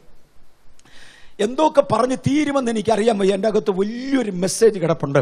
ഈ പകൽ പരിശുദ്ധാത്മാവ് ചില വ്യക്തികളോട് ഇടപെടും. എനിക്കറിയാൻ വയ്യ ആരോടൊക്കെ ഇടപെടുന്നെന്ന്. നിങ്ങളുടെ ഹൃദയങ്ങളിൽ തിരിച്ചറിയും. നിങ്ങൾക്കറിയാം എന്നോട് ദൈവം ഇടപെടുക. അതാ ഇയാളുടെ കയ്യിൽ രാവിലെ മുതൽ ദൈവം ഇത് ഏൽപ്പിച്ചത്. ഒരു ഭാഗമല്ലെങ്കിൽ വേറൊരു ഭാഗമായിരിക്കും ഓരോ വ്യക്തികളോട്. അവരവർ അതാതിൻ്റെ മുമ്പിൽ ഏൽപ്പിക്കപ്പെടുമെങ്കിൽ ഇപ്പോഴാകുന്നു സുപ്രസാദകാലം, ഇപ്പോഴാകുന്നു രക്ഷാ ദിവസം എന്ന് ദൈവത്തിൻ്റെ തിരുവചനം പറയുന്നു. ഹൃദയം കൊണ്ട് നീതിക്കായി വിശ്വസിക്കുകയും. എന്തുവാ വിശ്വസിക്കുന്നത്? എല്ലാവരും പാപികളാണ്, ഞാനും അതാണ്. കാര്യം തേജസ്സില്ലാതെയാ ജനിച്ചിരിക്കുന്നത്, അത് തന്നെ ഞാൻ പാപിയാന്ന് കാണിക്കുന്നു. ഏക മനുഷ്യനായ ആദമിനാൽ പാപം വന്നു, ഒടുക്കത്തെ ആദമായ യേശുവിനാൽ രക്ഷയും നീതീകരണവും വന്നു. ഇത് ഞാൻ വിശ്വസിക്കുന്നു. ഞാനിത് വിശ്വസിക്കുന്നു. എൻ്റെ പാപങ്ങൾക്ക് വേണ്ടി യേശു മരിച്ചു. ഇത് ഹൃദയം കൊണ്ട് വിശ്വസിക്കുക. ഞാൻ ഇന്ന് എൻ്റെ വാഗൊണ്ട് യേശുവിനെ ഏറ്റുപറഞ്ഞാൽ യേശു എൻ്റെ പാപത്തിൻ്റെ ആകൃത്യം ക്ഷമിക്കും. ഇത് ഞാൻ എൻ്റെ ഹൃദയം കൊണ്ട് വിശ്വസിക്കുകയും അതെ ഞാനൊരു പാപിയായിരുന്നു, എന്നാൽ ഇന്നു മുതൽ യേശുവിന് വേണ്ടി ജീവിക്കുവാൻ തീരുമാനിക്കുന്നു എന്നെൻ്റെ വാഗൊണ്ട് ഏറ്റുപറയുകയും ചെയ്താൽ നീ രക്ഷിക്കപ്പെടും. ഇത് വേദപുസ്തകത്തിന്റെ തത്വമാണ്. റോമർ 10:8 ഇത് പറഞ്ഞു. തുടർന്ന് കർത്താവായ യേശു ക്രിസ്തു വിശുദ്ധ മർക്കോസിന്റെ സുവിശേഷം 16-ാമത്തെ അധ്യായത്തിന്റെ 16-ാം വാക്യം പറഞ്ഞു. വായിക്കണ്ട.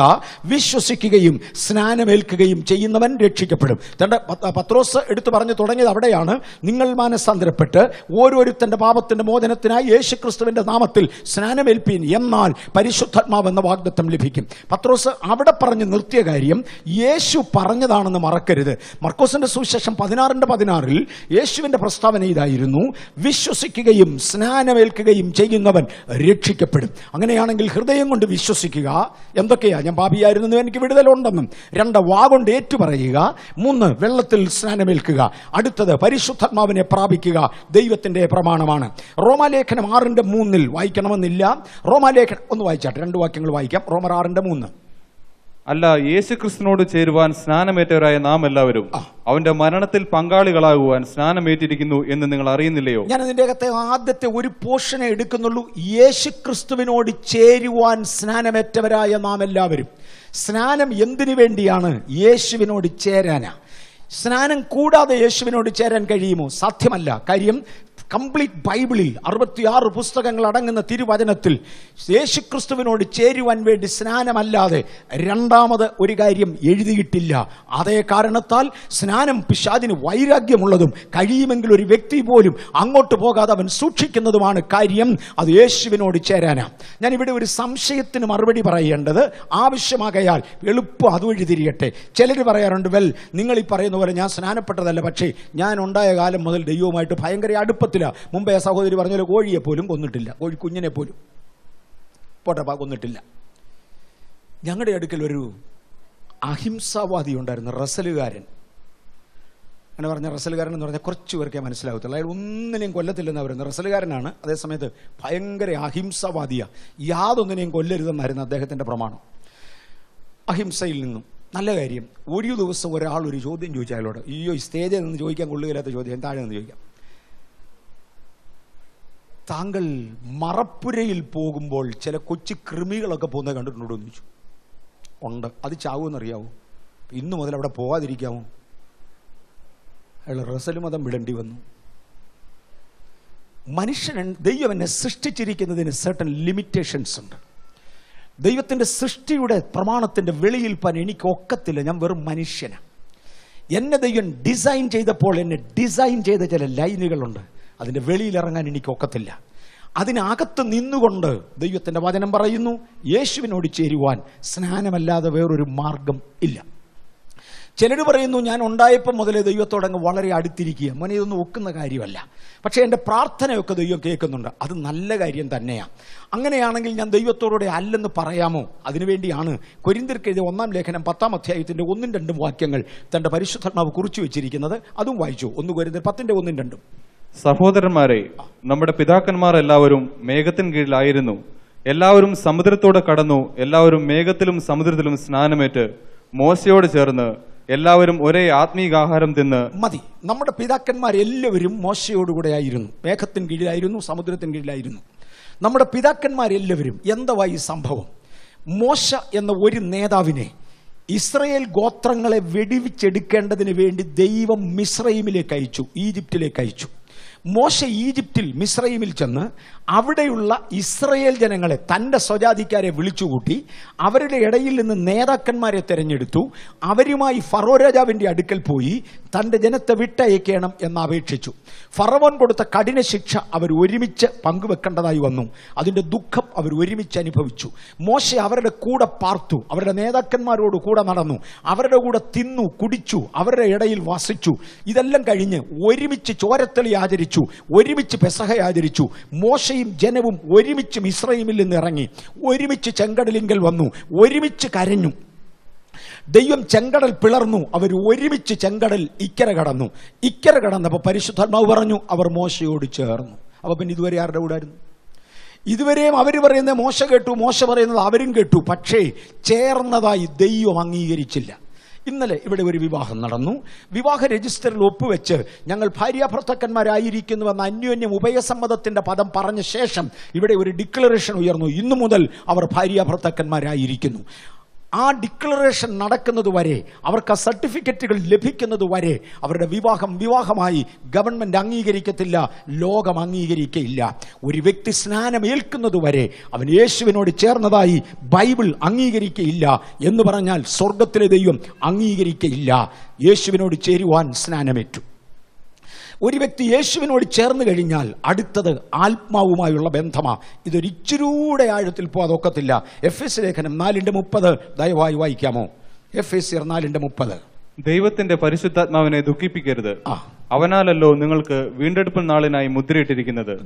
ഇങ്ങനെ ഈ അനുഭവത്തിലേക്ക് കയറുന്ന വ്യക്തികളെ തമ്പുരാൻ ഇങ്ങോട്ട് വിളിച്ച് അവന്റെ മേൽ ഒരു മുദ്രയിടും. This is great. ഞാൻ ഓർക്കുന്നുണ്ട്, 10ാം ക്ലാസ് പാസ്സായ ശേഷം എനിക്ക് കേരളത്തിൽ ഒരു ഗവൺമെൻറ് സ്ഥാപനത്തിൽ ഒരു ട്രെയിനിങ്ങിന് ഒരു അവസരം ലഭിച്ചു. ട്രെയിനിങ് കംപ്ലീറ്റ് ചെയ്യാൻ എന്നെ കൊണ്ട് ഒക്കുമോയെന്ന് എനിക്ക് അറിയാൻ വയ്യ. അതിനകത്തൊരു ബോണ്ടും ഉണ്ട്. ആ ട്രെയിനിങ്ങിന് എടുത്താൽ ഇറ്റ്സ് ഫ്രീ, പക്ഷേ അതിനകത്തൊരു ബോണ്ടുണ്ട്. ഞാൻ ആ ബോണ്ട് കൊടുക്കാൻ തീരുമാനിച്ചു. കുറച്ച് പ്രിലിമിനറി വർക്ക്സൊക്കെ ഞാൻ ചെയ്ത ശേഷം എല്ലാ ഫോമും ഫില്ല് ചെയ്ത് കൊണ്ടുപോകുന്നതിന് മുമ്പേ എൻ്റെ മൂത്ത ജ്യേഷ്ഠൻ എന്നോടൊരു കാര്യം ചോദിച്ചു, ചേട്ടാ 1 വർഷത്തെ കോഴ്സായത്, അതെ, നിനക്ക് 1 വർഷം ഇവിടെ നിൽക്കാൻ ഒക്കുമോ? അപ്പം നിൽക്കണം, അങ്ങനെ പറഞ്ഞാൽ ശരിയാകില്ല, നിനക്ക് നിൽക്കാൻ ഒക്കുമോ? എൻ്റെ അന്നത്തെ സാഹചര്യത്തിൽ 1 വർഷം അവിടെ തുടർന്ന് എനിക്ക് എളുപ്പമല്ല.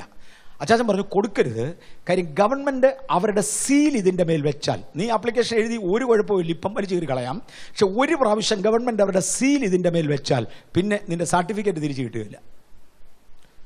നിന്റെ ട്രെയിനിങ് കഴിയാൻ നിന്റെ സർട്ടിഫിക്കറ്റ് തിരിച്ചു കിട്ടുകയില്ല. ആ സീലിനകത്ത് അർത്ഥമുണ്ട്. ഒത്തിരി പ്രാവശ്യം തിരിഞ്ഞും മറിഞ്ഞും ആലോചിച്ച് പുള്ളിക്കാരൻ പിന്നെയും പറഞ്ഞു നിനക്കത് കഴിയത്തില്ല, കാര്യം നിനക്ക് തുടർന്നുള്ള 1 വർഷം ഇവിടെ നിൽക്കാൻ ഒക്കത്തില്ല, അതുകൊണ്ട് അവരുടെ സീല് വെക്കരുത്, വെച്ചാൽ നിന്റെ സർട്ടിഫിക്കറ്റ് തിരിച്ചു വരികയില്ല.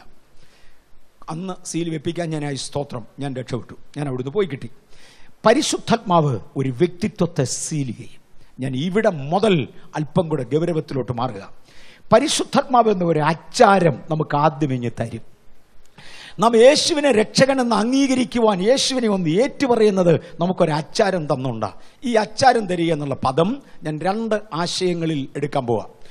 ഒരു വസ്തു വാങ്ങാൻ നമ്മൾ ഈ ഇരിക്കുന്ന സർവേ നമ്പർ 67 എന്ന ഇതിനെ വിളിക്കുന്നത് ഗവൺമെൻറ് സർവേ പ്രകാരം. സർവേ നമ്പർ 67 നമ്മൾ വാങ്ങിക്കാൻ വേണ്ടി ആദ്യമേ ഒരു അഡ്വാൻസ് കൊടുത്തു. 1 കോടിയോ സംതിങ്, 1 കോടി ഉണ്ടായിരുന്നു.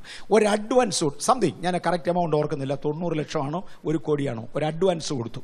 ഒരു അഡ്വാൻസ് കൊടുത്ത ശേഷം നമ്മൾ ഇവിടോട്ടൊരു ബോർഡ് എഴുതി വെച്ചു, proposed site for Bethel AG church. മനസ്സിലാകുന്നുണ്ടോ? ഒരു അഡ്വാൻസ് കൊടുത്തു. ഈ ഭൂമിയിൽ നിന്ന് നമ്മളന്ന് ഈ വസ്തു വാങ്ങിച്ചിട്ടില്ല, ഒരു എഗ്രിമെൻ്റ് എഴുതിയിട്ടുണ്ട്. ഒരു അഡ്വാൻസ് കൊടുത്ത് ഒരു എഗ്രിമെൻ്റ് നമ്മൾ എഴുതി. ആ എഗ്രിമെൻറ്റിനെ തുടർന്ന് നമ്മളൊരു ബോർഡ് പതുക്കെ ഇങ്ങോട്ട് മാറ്റി. ഈ ഭൂമിയിൽ നിന്ന് വീണ്ടെടുക്കപ്പെടുന്ന, രക്ഷിക്കപ്പെട്ട് സ്നാനപ്പെട്ട് പരിശുദ്ധാത്മാവിനെ പ്രാപിക്കുന്ന ഒരു ദൈവവൈതലിന് അകത്തു പകരുന്ന ആത്മാവിൻ്റെ അളവിനെ പരിശുദ്ധാത്മാവ് തന്നെ വിളിക്കുന്നത് ആത്മാവെന്ന അച്ചാരം. ഒരു അഡ്വാൻസ്, എനിക്ക് ഒരു അഡ്വാൻസ് സ്വർഗത്തിലെ ദൈവം തന്നു കഴിഞ്ഞു. എന്തിനു വേണ്ടിയാണെന്നറിയാമോ? വീണ്ടെടുപ്പിൻ്റെ നാളിന് വേണ്ടി. എന്നിട്ട് ഒരു മുദ്രയും എൻ്റെ മേൽ പതിച്ചു.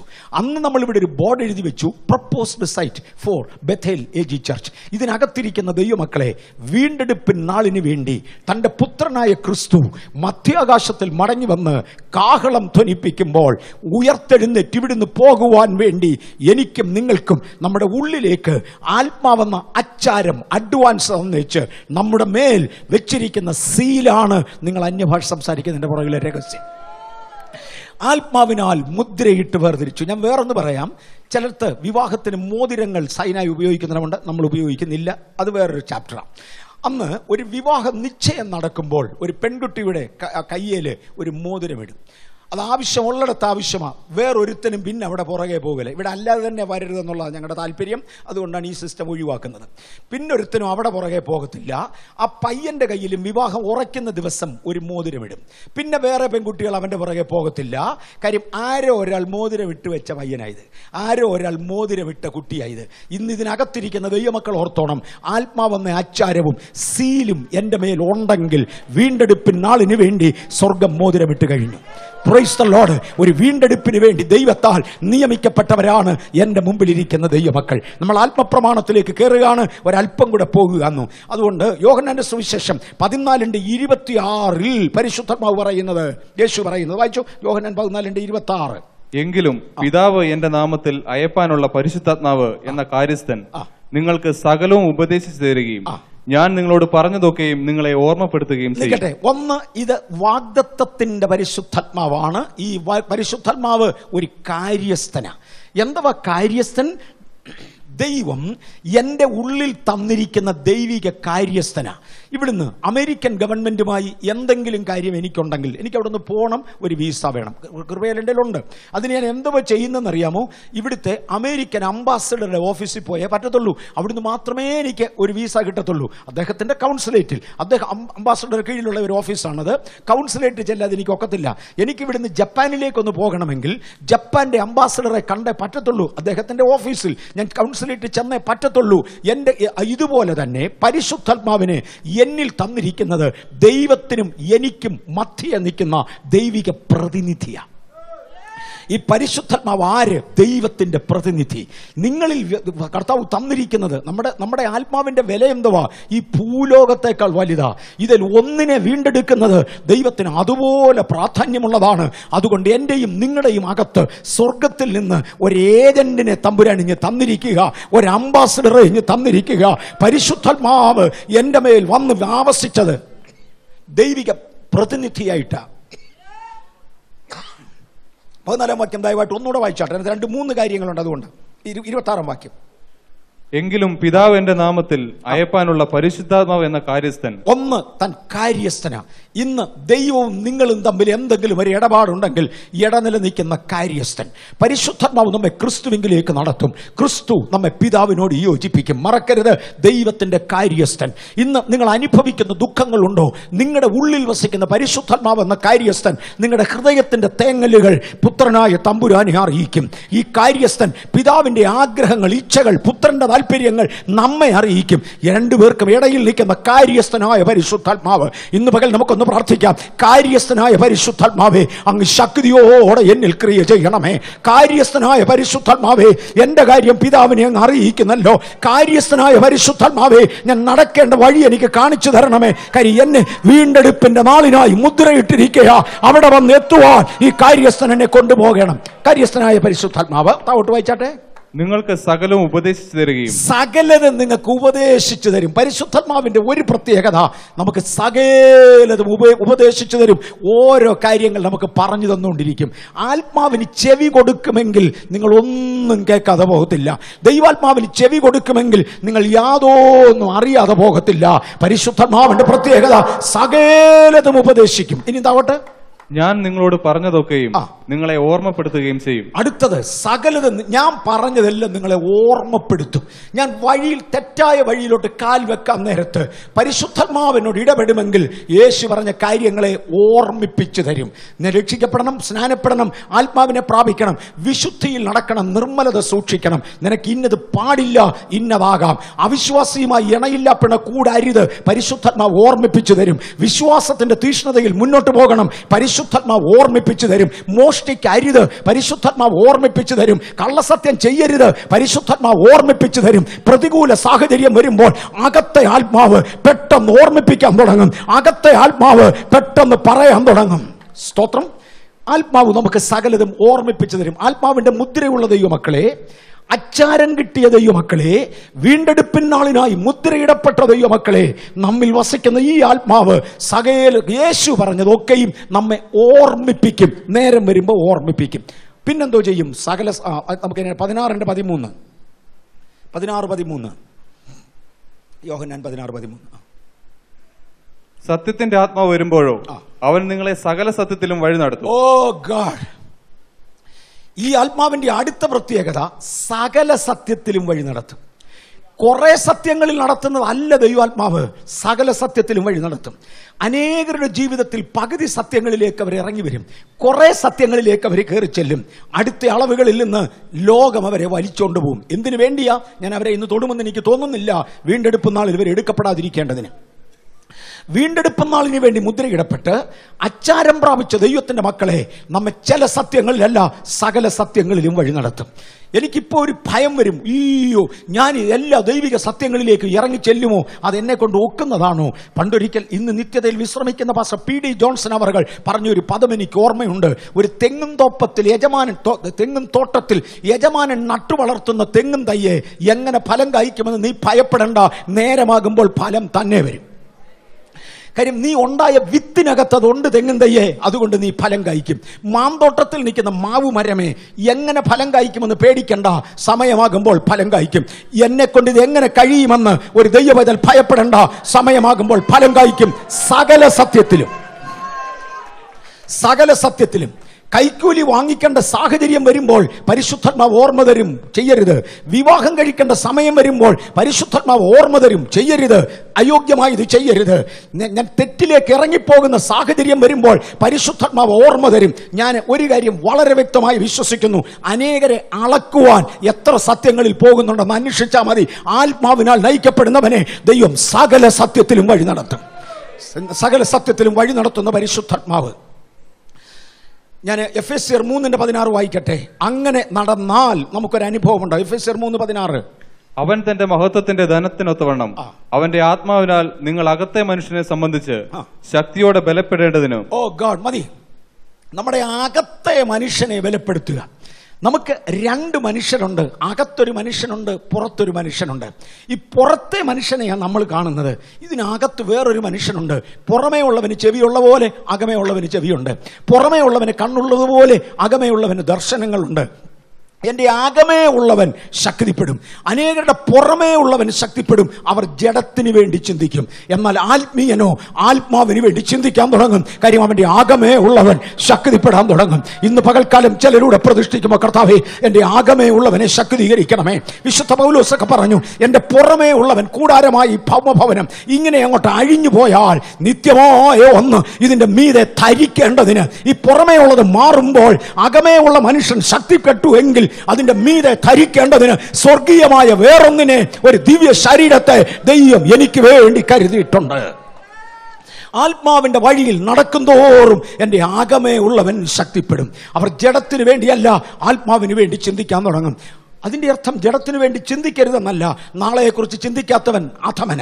നാളെയെക്കുറിച്ച് ചിന്തിച്ചേ മതിയാവും. എന്നാൽ ഭാവിക്കേണ്ടതിന് മീതെ ഭാവിച്ചു ഉയരാതെ, അനാവശ്യ കാര്യങ്ങൾ ചിന്തിച്ച് സമയം കളയാതെ നമുക്ക് ആവശ്യമുള്ളത് ചിന്തിച്ചുകൊണ്ട് ആത്മാവിനെ വളർത്തുവാൻ ദൈവം അവർക്ക് കൃപ തരും. അത് അനുഭവിക്കുവാൻ കഴിഞ്ഞ 50-ലധികം വർഷങ്ങൾ ദൈവം എനിക്കും കൂടെ കൃപ തന്നതിനാൽ എൻ്റെ കർത്താവിനെ ഞാൻ നന്ദിയോടെ വാഴ്ത്തുകയാണ്. ഇന്ന് പകൽ അനേകർക്ക് കൃപ കർത്താവ് തരട്ടെ. നിങ്ങളുടെ ആകമേ ഉള്ളവൻ, പ്രൈസ് ദി ലോർഡ്, നിങ്ങളുടെ ആകമേ ഉള്ളവൻ ഒന്ന് ബലപ്പെട്ടു വരുവാൻ ദൈവകരങ്ങളിലേക്ക് ഏൽപ്പിക്കപ്പെടുന്നവർക്കായി സ്തോത്രം.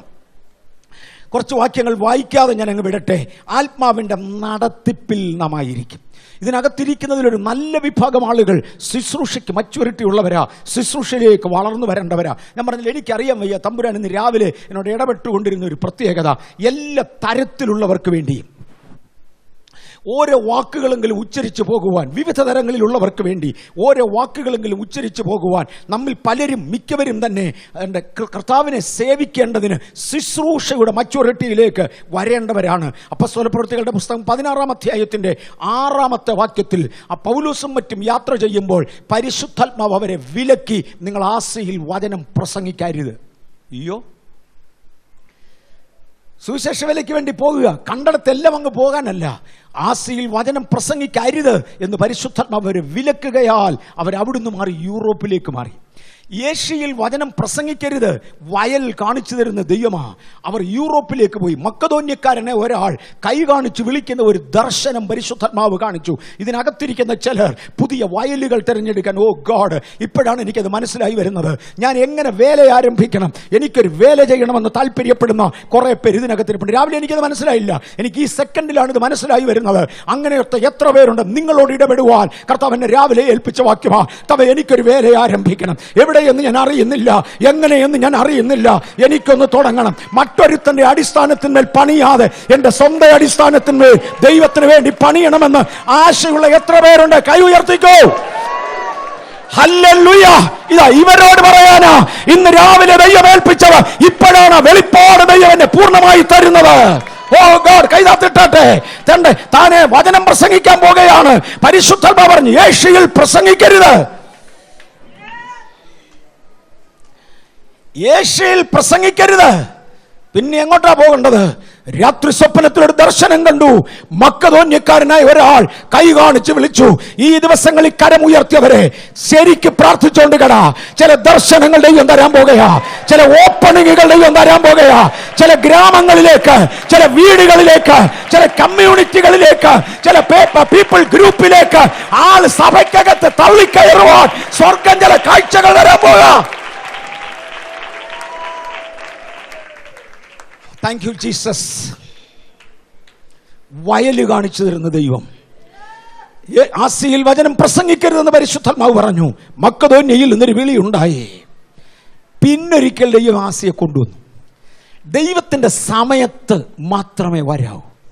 ദൈവം നിങ്ങൾക്ക് വേണ്ടി വെച്ചിരിക്കുന്ന ഒരു സമയമുണ്ട്. എന്ന് യൂറോപ്പിൽ പോകണം, മക്കതോന്യക്ക് പോകണം, അന്ന് മക്കതോന്യക്ക് അയക്കും. എന്ന് ആസിയിൽ വരണം, അന്ന് ആസിയിൽ മടക്കിക്കൊണ്ടുവരും. അപ്പോസ്തലപ്രവൃത്തി 10:19-20 വാക്യം വായിക്കണ്ട. കൊർന്നല്യോസിന്റെ വീട്ടിലേക്ക് പത്രോസിനെ അയക്കുന്ന ചരിത്രമാണ്. പത്രോസ് ഒരു ദിവസം ഒരു വിവശത വന്ന് കിടന്നുറങ്ങുക. തനിക്ക് വിശന്നു പോയി. ദൈവദാസന് ആഹാരം കൊടുക്കാൻ ദൈവത്തിന് കഴിവില്ല. കഴിയും. വിശന്നാലും സേവിക്കാൻ ദൈവദാസന് അറിയുകയും ചെയ്യാം. ഒരു ദിവസം പത്രോസിന് ആഹാരം ഒരുക്കി കിട്ടാൻ ഒരല്പം വൈകി. അദ്ദേഹം ഒരു പലനില കെട്ടിടത്തിന്റെ മുകളിലത്തെ നിലയിലേക്ക് മാറി ഒന്ന് കിടന്നു, ഒന്ന് വിശ്രമിച്ചു. താഴെയുള്ളവർ ചോറ് വെച്ച് വരാൻ താമസം, അല്ലെ ചപ്പാത്തി ഉണ്ടാക്കി വരാൻ താമസം. താഴെ ആഹാരം ഉണ്ടാക്കുന്ന സമയത്തേക്ക് അടുക്കളയിൽ പോയി ബഹളം ഉണ്ടാക്കാതെ അദ്ദേഹം ഒന്ന് മാറി ഒന്ന് വിശ്രമിച്ചു. പെട്ടെന്നൊരു ആത്മവിവശത. ആ വിവശതയിൽ ഒരു ദർശനം. 4 ഭാഗം കെട്ടിയ തുപ്പട്ടി പോലെ ഒന്ന് താഴേക്ക് ഇറങ്ങുന്നു. 2-3 പ്രാവശ്യം അതുണ്ടായി. ഞാൻ അത് വിശദീകരിക്കുന്നില്ല.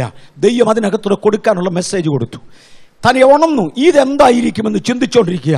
വീണ്ടും പരിശുദ്ധാത്മാവ് ഇടപെടുന്നു. ചിലരോട് ഈ ദിവസങ്ങളിൽ ദൈവം ദർശനങ്ങളിൽ ഇടപെടും. നിങ്ങൾക്ക് കളിപ്പ് പറ്റാതെ അയക്കുവാൻ ഇതൊക്കെ ദൈവത്തിന്റെ സമയമാ, ദൈവത്തിന്റെ പ്രോജക്റ്റാ. കളിപ്പ് പറ്റാതെ നിങ്ങളെ അയക്കുവാൻ, വ്യക്തമായി ഇടപെടുവാൻ കഴിയുന്ന നിത്യനായ ദൈവം ചിലരോട് ദർശനങ്ങളിൽ ഈ ദിവസം ഇടപെടും. ഈ ദിവസങ്ങളിൽ ഇടപെടും. അത് പ്രതീക്ഷിച്ചുകൊണ്ട് കിടന്നോണം, അത് പ്രതീക്ഷിച്ചുകൊണ്ട് നടന്നോണം. All right. ഇതെന്തായിരിക്കുമെന്ന് ഹൃദയത്തിൽ ചിന്തിച്ചു കൊണ്ടിരിക്കുമ്പോൾ പരിശുദ്ധാത്മാവ് തന്നോട് ഇടപെടാൻ തുടങ്ങി. ചില 2 പേര് നിന്റെ വീടിന്റെ താഴെ വന്ന് നിൽക്കുന്നു. ഒന്നും സംശയിക്കാതെ അവരുടെ കൂടെ പൊക്കോണം, ഞാൻ അയച്ചതാ. ഒന്നും സംശയിക്കാതെ അവരുടെ കൂടെ പൊക്കോണം, ഞാൻ അയച്ചതാ. എന്നെ വിളിച്ച ചില വീടുകളിൽ, ചില സ്ഥലങ്ങളിൽ ഞാൻ പോകാതിരുന്നിട്ടുണ്ട്. കാര്യം വിളിക്കുന്ന ആരാന്ന് എനിക്കറിയാൻ വയ്യ, എന്തിനാന്ന് എനിക്കറിയാൻ വയ്യ, പ്രയോജനപ്പെടുമോ, എൻ്റെ സമയം കൊല്ലുമോ എന്ന് എനിക്കറിയാൻ വയ്യ, മറ്റു പലതും. എന്നാൽ ചില ഇടങ്ങളിലേക്ക് ദൈവം പറഞ്ഞയച്ചിട്ടുണ്ട്. ഈ ദിവസങ്ങളിൽ ചിലരെ ഈ മലയാളം സെക്ഷനിൽ നിന്ന് തമ്പുരാൻ പറഞ്ഞയക്കാൻ തുടങ്ങും. നീ ഒന്നും സംശയിക്കാതെ അവരുടെ കൂടെ ചെല്ല്. വയലുകൾ കാണിച്ചു തരുന്ന ദൈവം ആത്മനടത്തിപ്പിൽ. ലൂക്കോസ് 12:12 നിങ്ങൾ ന്യായാധിപ സംഘങ്ങളുടെ മുമ്പിൽ ചെല്ലുമ്പോൾ, പിടിച്ചു ക്വസ്റ്റ്യൻ ചെയ്യുന്നവരുടെ മുമ്പിൽ ചെല്ലുമ്പോൾ എന്ത് പറയണമെന്ന് മുന്നമേ ആലോചിക്കണ്ട. ആ നേരത്ത് പറയാനുള്ളത് നിങ്ങളുടെ നാവിന്മേൽ തന്നിരിക്കും. എൻ്റെ നാവിനെ ഹുക്ക് ചെയ്തിരിക്കുന്ന ദൈവവുമായിട്ടാകയാൽ എൻ്റെ നാവ് ബന്ധപ്പെട്ട് ബന്ധപ്പെട്ടിരിക്കുന്നത് ദൈവവുമായിട്ടാകയാൽ ആ ദൈവിക സാന്നിധ്യത്തിൽ എനിക്ക് പറഞ്ഞു തരേണ്ടത് തമ്പുരാൻ പറഞ്ഞു തരും. എൻ്റെ നാവിൻ്റെ മേൽ തരേണ്ടത് ദൈവം പറഞ്ഞു തരും. റോമാലേഖനത്തിന്റെ 8:16 പറയുന്നത്, ഈ പോകുന്ന പോക്കിനൊക്കെയും നിങ്ങളുടെ അകത്തു നിന്നൊരു സാക്ഷ്യം കേൾക്കാം, ഞാൻ ദൈവത്തിന്റെ മകനെന്ന്, ഞാൻ ദൈവത്തിന്റെ മകളെന്ന് ആത്മാവ് താനും എൻ്റെ ആത്മാവോടുകൂടെ സാക്ഷ്യം പറഞ്ഞുകൊണ്ടിരിക്കുക. ഇംഗ്ലീഷിൽ ഒരു പാട്ടുണ്ട്, യേശു ജീവിക്കുന്നു എന്ന് എനിക്കറിയാം. അതിന്റെ അർത്ഥം അങ്ങനെ, he lives within my heart. അപ്പൊ ആരോ എതിരാളി ഒരു ചോദ്യം ചോദിക്കുന്നതായിട്ടാണ് ആ പാട്ട്. How do you know that he lives? അദ്ദേഹം പറയുന്നത്, he walks with me, he talks with me along life's narrow way. എൻ്റെ ജീവിതത്തിൽ ഞാൻ പോകുന്ന ഇടത്ത്, എൻ്റെ ഇടുങ്ങിയ പാതകളിൽ ചെല്ലുമ്പോൾ അവൻ എന്നോട് സംസാരിക്കുന്നു. ഹി വാക്സ് വിത്ത് മീ, എൻ്റെ കൂടെ നടക്കുന്നു. ഹി ടോക്സ് വിത്ത് മീ, അവൻ എന്നോട് സംസാരിക്കുന്നു. ഞാനും അവനും കൂടെ ഒരുമിച്ചാണ് പോകുന്നത്. ഈ ഒരുമിച്ച് യാത്ര ചെയ്യുവാൻ അവൻ എൻ്റെ കൂടെ ഉണ്ട്. ക്രിസ്തു എൻ്റെ ഉള്ളിലുണ്ട്. He asks me how do I know he leaves? He leaves within my heart. എന്നോട് എങ്ങനെയാന്ന് എവിടെയാന്ന് ചോദിച്ചാൽ എൻ്റെ ഹൃദയത്തിനകത്ത് യേശു ഉണ്ട്. നിങ്ങളുടെ ഉള്ളിലുള്ള യേശു ചെല്ലേണ്ടടുത്ത് നിങ്ങളെ കൊണ്ടുവിടും. കൊർന്നല്യോസിന്റെ വീട്ടിൽ ദൈവമാണ് വിട്ടതെങ്കിൽ വീട് അടക്കം മുക്കിക്കൊണ്ട് തിരിച്ചു വരും. അപ്പൊ അത് ഞാൻ വിശ്വാസത്താൽ വിളിച്ചു പറയട്ടെ, ദൈവം ചിലരുടെ ഈ ദിവസങ്ങളിൽ അയക്കട്ടെ. വീട് അടക്കം മുക്കിക്കൊണ്ട് മടക്കി വരുവാൻ സ്വർഗത്തിലെ ദൈവത്തിന് ഈ ദിവസങ്ങളിൽ ചിലതിനെ അയക്കാനുണ്ട്. ആത്മാവിനാൽ നയിക്കപ്പെടുന്ന ദൈവവചനനെ ദൈവം ശുശ്രൂഷയിൽ നിർത്തും. We call it the divine guidance. അതിനെ ഡിവൈൻ ഗൈഡൻസ് എന്ന് ഞങ്ങൾ വിളിക്കും. 2 കൊരിന്ത്യർ ലേഖനം 3:5 ഒരു ആ പദം കൂടെ ഒന്ന് വായിക്കണേ. 2 കൊരിന്ത്യർ 3:4-5. ഈ വിധം ഉറപ്പ് ഞങ്ങൾക്ക് ദൈവത്തോട് ക്രിസ്തുവിനാലുണ്ട്. ഞങ്ങളിൽ നിന്ന് തന്നെ വരും പോലെ സ്വയമായ വല്ലതും സങ്കല്പിക്കാൻ ഞങ്ങൾ പ്രാപ്തരെന്നല്ല, ഞങ്ങളുടെ പ്രാപ്തി ദൈവത്തിന്റെ ദാനമത്രേ. ഞങ്ങൾ സ്വയമായി എന്തെങ്കിലും സങ്കല്പിക്കാൻ പ്രാപ്തരല്ല. ഞങ്ങളുടെ പ്രാപ്തി ദൈവത്തിന്റെ ദാനമാണ്. ഇന്ന് രാവിലെ ദൈവാത്മാവ് എന്നോട് ആ ഒരു വാക്യത്തിലൂടെ ഒരു ശകലം നേരം സംസാരിച്ചു. കൊരിന്ത്യരെ നിങ്ങളുടെ ഇടയിൽ വന്നു, നിങ്ങളുടെ ഇടയിൽ പ്രവർത്തിച്ചു. നിങ്ങൾ യേശുവിനെ രക്ഷകനായി അംഗീകരിച്ചു. നിങ്ങളിൽ നിന്നൊരു നല്ല ഭാഗം കർത്താവിന് വേണ്ടി വേർതിരിഞ്ഞു.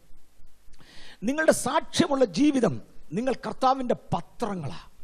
നിങ്ങളെ കാണുന്നവൻ ദൈവത്തെ കണ്ടുവെന്ന് പറയത്തക്കവണ്ണം നിങ്ങൾ കർത്താവിൻ്റെ പത്രങ്ങളാണ്. നിങ്ങൾ ഇതുവരെ കൊരിന്ത്യരായി നടന്നു. നിങ്ങളെ കണ്ട കൊരിന്ത്യരെന്ന് മനസ്സിലാക്കാം.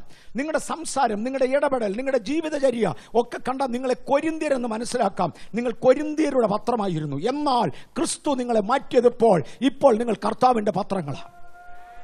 ഞങ്ങൾ എങ്ങനെ ഇതൊക്കെ നിങ്ങൾക്ക് പറഞ്ഞു തന്നെ? സ്വയമായ സങ്കല്പം കൊണ്ടല്ല, വചനത്തിന്റെ വ്യാഖ്യാനം, സങ്കല്പങ്ങൾ. ഇന്ന് വരെ എന്നോട് ഇടപെടാതിരുന്ന ഒരു പുതിയ ദൈവിക വെളിപ്പാട് ഇന്ന് രാവിലെ തമ്പുരാൻ ഇത് മുഖേന ഏൽപ്പിക്കുകയായിരുന്നു. ഒരു വചനത്തിന്റെ വെളിപ്പാട് തരുവാൻ നിങ്ങളോട് എങ്ങനെ പറയണം, നിങ്ങളെ എങ്ങനെ നടത്തണം. ഞങ്ങൾ സ്വയം സങ്കല്പിക്കുവാൻ പ്രാപ്തിയുള്ളവരല്ല, പകരം ഞങ്ങൾ സങ്കല്പിക്കുന്നത് ദൈവത്തിന്റെ കൃപയാലാ. നടത്തുന്ന ആത്മാവ് വചനത്തിന്റെ പുതിയ വെളിപ്പാടുകൾ അതത് വ്യക്തികൾക്ക് ആ സാഹചര്യങ്ങളിൽ തരുവാൻ ശക്തനാകയാൽ അതുവരെ നമ്മൾ ദൈവത്തിങ്കൽ നിന്ന് ഏറ്റെടുക്കും.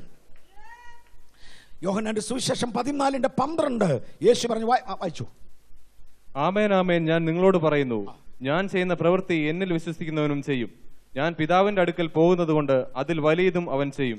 ഞാൻ പിതാവിന്റെ അടുക്കൽ പോയി പരിശുദ്ധാത്മാവെന്ന കാര്യസ്ഥനെ നിങ്ങൾക്ക് ഇങ്ങോട്ട് അയച്ചു തരാൻ പോകാം. എന്നിൽ വിശ്വസിക്കുന്ന നിങ്ങളോട് ഞാൻ പറയാം. വിശ്വസിച്ചത് കൊണ്ട് ആദ്യം എന്നാ ഉണ്ടായി? നാം രക്ഷിക്കപ്പെട്ടു, അല്ലേ? വിശ്വസിച്ചു, ഏറ്റുപറഞ്ഞു, സ്നാനപ്പെട്ടു. ഇതായിരുന്നു പടികൾ. പരിശുദ്ധാത്മാവിനെ പ്രാപിച്ചു. ഇന്ന് വേലയുടെ മുമ്പിലേക്ക് ഇറങ്ങി നിൽക്കുമ്പോൾ പറയുകയാണ്, എന്നിൽ വിശ്വസിക്കുന്നവൻ ഞാൻ ചെയ്ത പ്രവൃത്തിയെ ചെയ്യും. ഇന്ന് വിശ്വസിച്ചുകൊണ്ട് ദൈവമക്കൾ പറഞ്ഞു, യേശു ചെയ്ത പ്രവൃത്തി ഞാൻ ചെയ്തിരിക്കും. നീതിയിൽ നടക്കും, വിശ്വസ്തത പാലിക്കും, രോഗികളെ സൗഖ്യമാക്കും, കുരുടരുടെ കണ്ണുകൾ തുറക്കും, ചെകിടരുടെ ചെവികൾ തുറക്കും. യേശു ചെയ്ത പ്രവൃത്തി ഞാനും ചെയ്യും. അതിനുവേണ്ടിയാണ് യേശു എന്നെ വിളിച്ചത്. വിശ്വസിക്കുന്നവർ ഇത് ചെയ്യും. അവർ ഞാൻ ചെയ്ത പ്രവൃത്തി എന്നിൽ വിശ്വസിക്കുന്നവൻ ചെയ്യും. അടുത്തപടി യേശു പറയുകയാണ്, ഞാൻ പിതാവിന്റെ അടുക്കൽ പോകുന്നത് കൊണ്ട്. എന്തിനാ ഞാൻ പിതാവിന്റെ അടുക്കൽ പോകുന്നത്?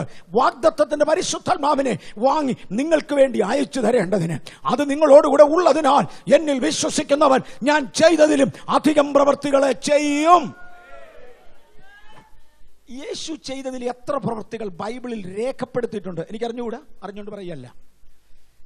യേശു ചെയ്ത അത്ഭുതങ്ങൾ പലതും ബൈബിളിൽ രേഖപ്പെടുത്തിയിട്ടുണ്ട്. യേശു ചെയ്തതെല്ലാം കൂടെ എഴുതി വെച്ചാൽ ഈ ഭൂമി പുസ്തകം പോലും തികയത്തില്ലായിരുന്നാണ് പറയുന്നത്. റെക്കോർഡഡ് മിറക്കിൾസ് വേദപുസ്തകത്തിൽ പലതുണ്ട്. ഞാൻ ഒരു 3 ആഴ്ചയ്ക്ക് മുമ്പേ ഇവിടെ ഒരു ചോദ്യം ചോദിച്ചായിരുന്നു. 40 ദിവസത്തെ ഉപവാസ പ്രാർത്ഥന നടന്നുകൊണ്ടിരിക്കുന്നതിൻ്റെ ആദ്യത്തെ 21 കഴിഞ്ഞു.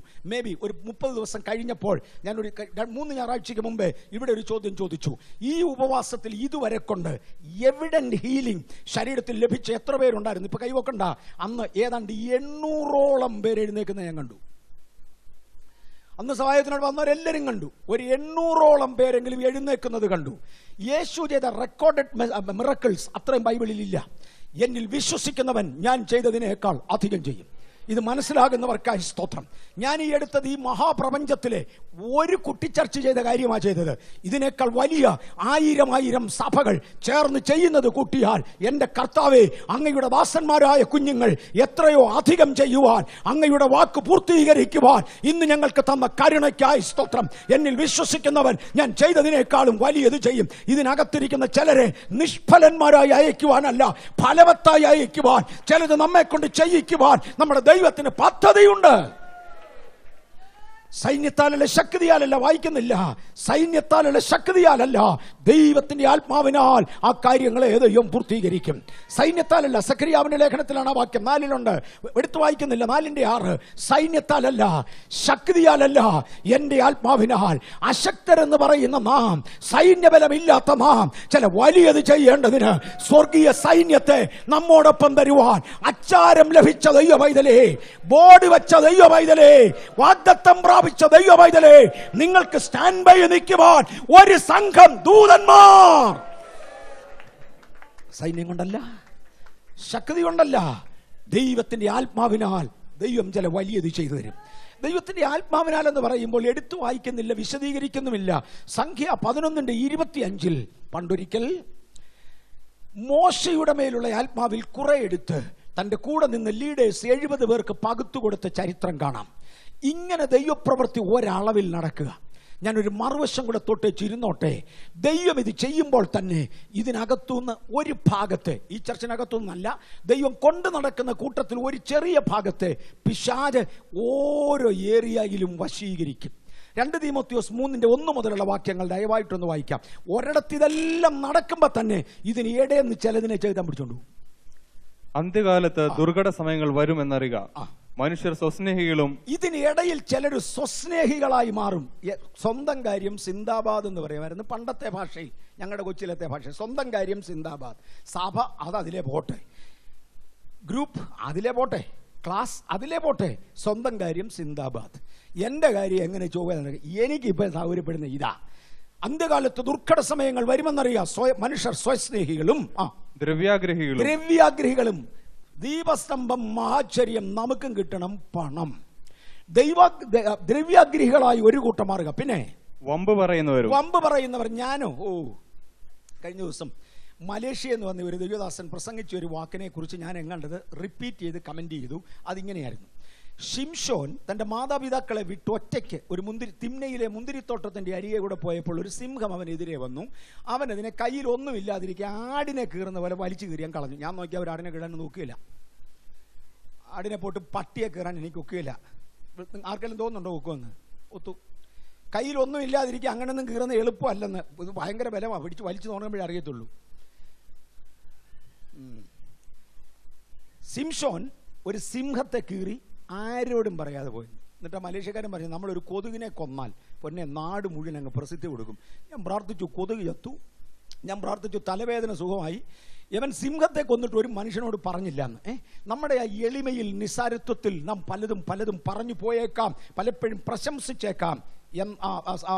വമ്പ് പറയുന്നവരും പിന്നെ അഹങ്കാരികൾ ആര് പറഞ്ഞാലും കേൾക്കുകയില്ല. ആത്മീയമൊക്കെ വേറെ, ദൈവമൊക്കെ വേറെ, സഭയൊക്കെ വേറെ, പക്ഷെ ഞാൻ പിടിക്കാതെ തന്നെ ഞാൻ പറഞ്ഞത് ഞാൻ ചെയ്യത്തുള്ളൂ. അഹങ്കാരികളും പിന്നെ ദൂഷകന്മാർ, മറ്റൊരുത്തിനെ കുറിച്ച് കുറ്റം പറഞ്ഞാൽ നടക്കുള്ളൂ. പിന്നെ അമ്മയപ്പന്മാരെ അനുസരിക്കാത്തവരും. അമ്മയപ്പനും ഒന്നും ഇവനൊന്നും വിഷയമല്ല. ഞാൻ നേരിട്ടങ്ങ് ദൈവമാ, ഞാൻ പറയുന്നതേ ഉള്ളൂ. എനിക്ക് അതിനേക്കാൾ കവിഞ്ഞ ഒരു അമ്മയുമില്ല, ഒരു അപ്പനുമില്ല. അമ്മയപ്പന്മാരെ അനുസരിക്കാത്തവരും, നന്ദി കെട്ടവരും.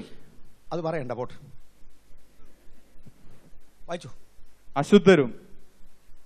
വൃത്തികേടാ, പറയണ്ട, വിശദീകരിക്കണ്ട, വയ്ക്കൂ. വാത്സല്യമില്ലാത്തവരും. ഇണങ്ങാത്തവരും വായിച്ചോ.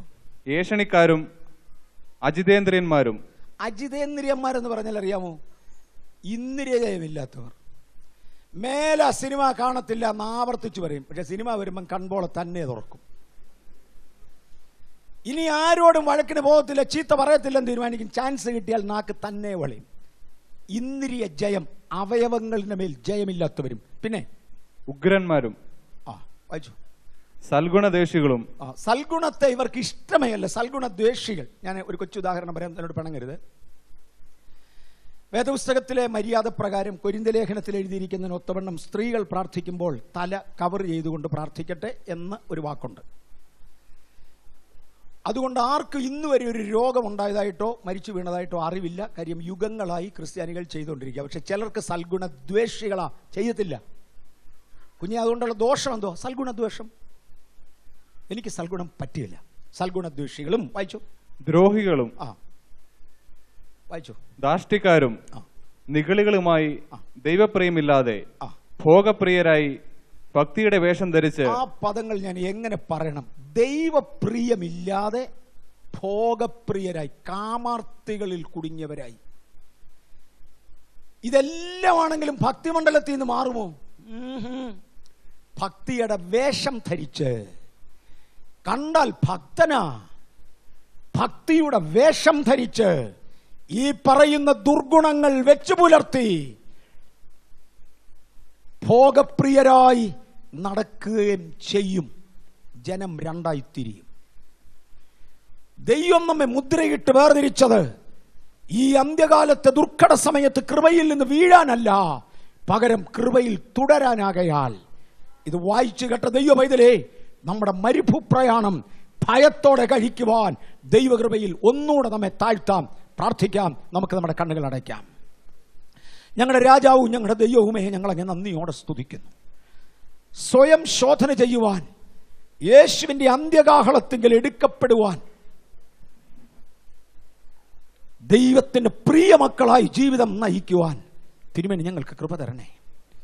എൻ്റെ മുൻപിൽ അങ്ങ് തന്ന അങ്ങയുടെ കുഞ്ഞുങ്ങൾക്കായി, ഇന്റർനെറ്റിൽ കണക്ട് ചെയ്തിരിക്കുന്ന അങ്ങയുടെ കുഞ്ഞുങ്ങൾക്കായി, ലോകമെമ്പാടും ഞങ്ങളോടൊപ്പം ആരാധിക്കുന്ന വിശുദ്ധന്മാർക്കായി ഞങ്ങളങ്ങേ നന്ദിയോടെ സ്തുതിക്കുന്നു. അങ്ങയുടെ ബലമുള്ള കരങ്ങളിലേക്ക് ഞങ്ങളെ സമർപ്പിക്കുന്നു. പിതാവിൻ്റെയും പുത്രൻ്റെയും പരിശുദ്ധാത്മാവിൻ്റെയും നാമത്തിൽ ഈ ജനത്തെ ഞാൻ അനുഗ്രഹിക്കുന്നു.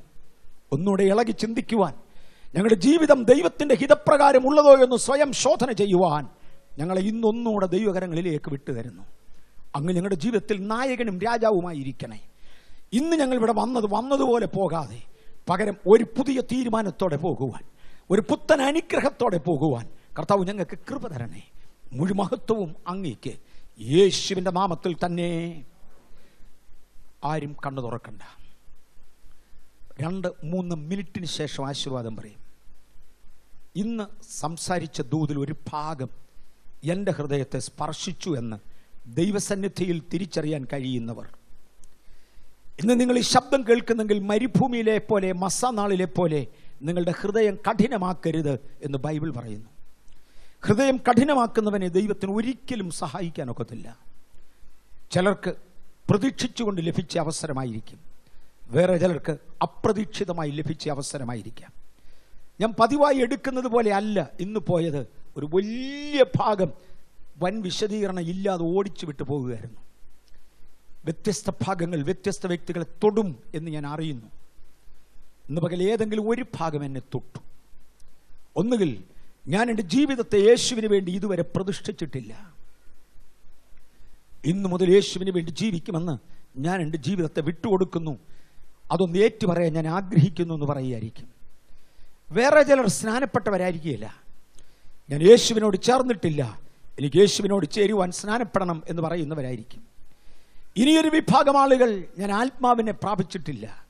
വേറൊരു വിഭാഗം ആളുകൾ ആത്മാവിനെ പ്രാപിച്ചുവെങ്കിലും ആ കൃപയിൽ വളരുവാൻ എനിക്ക് കഴിയുന്നില്ല.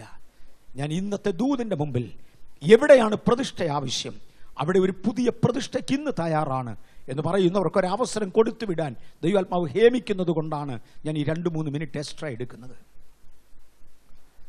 എല്ലാ കണ്ണുകളും ദൈവസ്ഥലത്തിൽ അടഞ്ഞിരിക്കട്ടെ. ദൈവത്തിൻ്റെ ആത്മാവ് സദാകാലം മനുഷ്യനോട് വാദിക്കയില്ല എന്ന് ഉൽപ്പത്തി പുസ്തകം 6-ാം അധ്യായം പറയുന്നു. ദൈവം നമ്മോട് വാദിക്കുന്ന സമയം, ദൈവം നമുക്ക് തരുന്ന സമയം, ദൈവം മുമ്പിൽ നമ്മെ സമർപ്പിക്കുന്നത് അനുഗ്രഹമായിരിക്കും. ഇതുവരെയും യേശുവിനെ രക്ഷകനായി സ്വീകരിച്ചിട്ടില്ലാത്തവർ, ഞാനൊരു പുതിയ പ്രതിഷ്ഠയ്ക്കുള്ളവരെ ഒക്കെ വിളിക്കാൻ പോവാ. അവരെ 2 ഗ്രൂപ്പായി ഞാൻ തിരിക്കട്ടെ. ഒന്ന്, ഇതുവരെ യേശുവിനെ രക്ഷകനായി സ്വീകരിച്ചിട്ടില്ലാത്തവർ, ബേസിക്സ്, അല്ലെങ്കിൽ ഇന്നുവരെയും സ്നാനപ്പെടാത്തവർ, ഇല്ലെങ്കിൽ ഇതുവരെയും പരിശുദ്ധാത്മാവിൻ്റെ നടത്തിപ്പ് എനിക്ക് കിട്ടുന്നില്ല എന്ന് പറയുന്നവർ. ഇന്ന് പകൽ എൻ്റെ ജീവിതത്തിൽ കുറവായുള്ളത് നികത്തി യേശുവുമായി ഒരു ബന്ധത്തിൽ വരുവാൻ താല്പര്യപ്പെടുന്നു എന്നുള്ളവർ, ആ ഭാഗം ക്രമീകരിക്കാൻ ആഗ്രഹിക്കുന്നു. എൻ്റെ ഹൃദയത്തിൽ ദൈവാത്മാവ് പതുക്കെ പറയുന്നുണ്ട്, ഞാനിതാ ദൈവശബ്ദത്തിന് കീഴടങ്ങുന്നു എന്ന് പറയുന്നവർ, ആ ഇരിക്കുന്ന ഇരിപ്പിൽ ഒരു കരം വ്യക്തമായി ഉയർത്തുവാൻ അപേക്ഷിക്കുന്നു. ഇതിനു മുമ്പ് ഒരിക്കലും യേശുവിനെ രക്ഷകനെന്ന് ഏറ്റു പറഞ്ഞിട്ടില്ലാത്തവർ ചില കരങ്ങൾ ഉയരുന്നത് ഞാൻ കാണുന്നു. ഇനി ആരെങ്കിലും ഉണ്ടെങ്കിൽ അവരുടെ കരം വ്യക്തമായി ഉയർത്തിയാലും യേശുവിനെ സ്വീകരിക്കുവാൻ, സ്നാനപ്പെടുവാൻ താല്പര്യപ്പെടുന്നവർ ഉണ്ടെങ്കിൽ, ആ ഫസ്റ്റ് ഗ്രൂപ്പ് ഉണ്ടെങ്കിൽ ദയവായി അവരുടെ കരം ഇനിയും കാണട്ടെ. ഞാൻ ചില കരങ്ങൾ കണ്ടു, ആ കരങ്ങൾക്കായി നന്ദി. കർത്താവെ, ആ ഉയർത്തപ്പെട്ട കരങ്ങളുടെ ഉടമസ്ഥരെ ഞാൻ യേശുവിൻ്റെ നാമത്തിൽ അനുഗ്രഹിക്കുന്നു. ഇന്നത്തെ സഭായോഗത്തിൽ ഭൂലോകത്തേക്കാൾ വിലയുള്ള ഈ മനുഷ്യാത്മാക്കളെ നേടുവാൻ അങ്ങ് പ്രസാദിച്ചതിനായി നന്ദി. കൃപയിൽ അവരെ ഏൽപ്പിക്കുന്നു യേശുവിൻ്റെ നാമത്തിൽ തന്നെ. ഞാൻ 2-ാമത്തെ ഗ്രൂപ്പ്, ഞാൻ ആത്മാവിൻ്റെ പ്രമാണത്തിലല്ല നടക്കുന്നത്, ഞാൻ ആത്മാവിൻ്റെ വ്യവസ്ഥയിലല്ല നടക്കുന്നത്. എൻ്റെ ജഡത്തിൻ്റെ ചിന്തയിൽ ഞാൻ വീണു പോകുന്നു. ഞാൻ എന്നെ തന്നെ ഒന്നുകൂടെ തിരികെ ഏൽപ്പിക്കുന്നു. അല്ലെങ്കിൽ എൻ്റെ ശുശ്രൂഷ ദൈവം എന്നെക്കുറിച്ച് ആഗ്രഹിക്കുന്നത് പോലെ പോകുന്നില്ല, അതിനുവേണ്ടി ഞാൻ എന്നെ തിരികെ ഏൽപ്പിക്കുന്നു എന്ന് പറയുന്നവർ അത് ഒത്തിരി പേരുണ്ടെന്ന് എനിക്കറിയാം. ദയവായി അങ്ങനെയുള്ളവർ അവരുടെ കരവും ഉയർത്തിയാലും. കർത്താവേ, ഈ ഉയർന്നിരിക്കുന്ന കരങ്ങളുടെ ഉടമസ്ഥരെയും ഞാൻ യേശുവിൻ്റെ നാമത്തിൽ അനുഗ്രഹിക്കുന്നു. ഇന്ന് രാവിലെ തന്ന ദിവ്യ ആലോചനകളുടെ വലിപ്പത്തിനും കലവറകളുടെ ആഴത്തിനുമായി നന്ദി. ഞാൻ ഇവരെ അനുഗ്രഹിക്കുന്നു കർത്താവേ. ഈ ദിവസങ്ങളിൽ അധികം നാൾ മുന്നോട്ട് പോകരുതേ. ഈ ദിവസങ്ങളിൽ ജൂൺ മാസം മുതൽ ഞങ്ങളൊരു പുതിയ കാൽവെപ്പിലാകുവാൻ കർത്താവെ തൃക്കരങ്ങളിലേക്ക് ഇവരെ ഏൽപ്പിച്ച് അടിയനിവരെ അനുഗ്രഹിക്കുന്നു. ഒരു ദൈവകൃപ ഇവരുടെ മേലിരിക്കണേ. മഹത്വം അങ്ങേക്ക്, യേശുവിൻ നാമത്തിൽ തന്നെ. പിതാവായ ദൈവത്തിൻ്റെ സ്നേഹവും നമ്മുടെ കർത്താവായ യേശു ക്രിസ്തുവിൻ്റെ കൃപയും പരിശുദ്ധാത്മാവാം ദൈവത്തിൻ്റെ കൂട്ടായ്മയും കാവലും നമ്മോട് ഓർത്ത് പ്രാർത്ഥിപ്പാൻ കടംപെട്ട എല്ലാ ആവശ്യങ്ങളോടും കൂടെ ഇന്നു മുതൽ എന്നേക്കും കർത്താവിൻ്റെ വരവരെയും ഉണ്ടായിരിക്കുമാറാകട്ടെ. കർത്താവിന് മഹത്വം. സഭായോഗം കഴിഞ്ഞു. 2-ാമത്തെ ആരാധനയ്ക്ക് കഴിയുന്നവർ ഇരിക്കുക. അതിരിക്കുന്നൊരു നല്ല സ്വഭാവമായിരിക്കും. ജൂൺ 1 മുതലെങ്കിലും നമ്മുടെ പ്രയർ ടവർ അതിൻ്റെ പൂർണ്ണ അളവിൽ ഫങ്ഷനിലാകണം. ദൈവം നമ്മെ അനുഗ്രഹിക്കട്ടെ.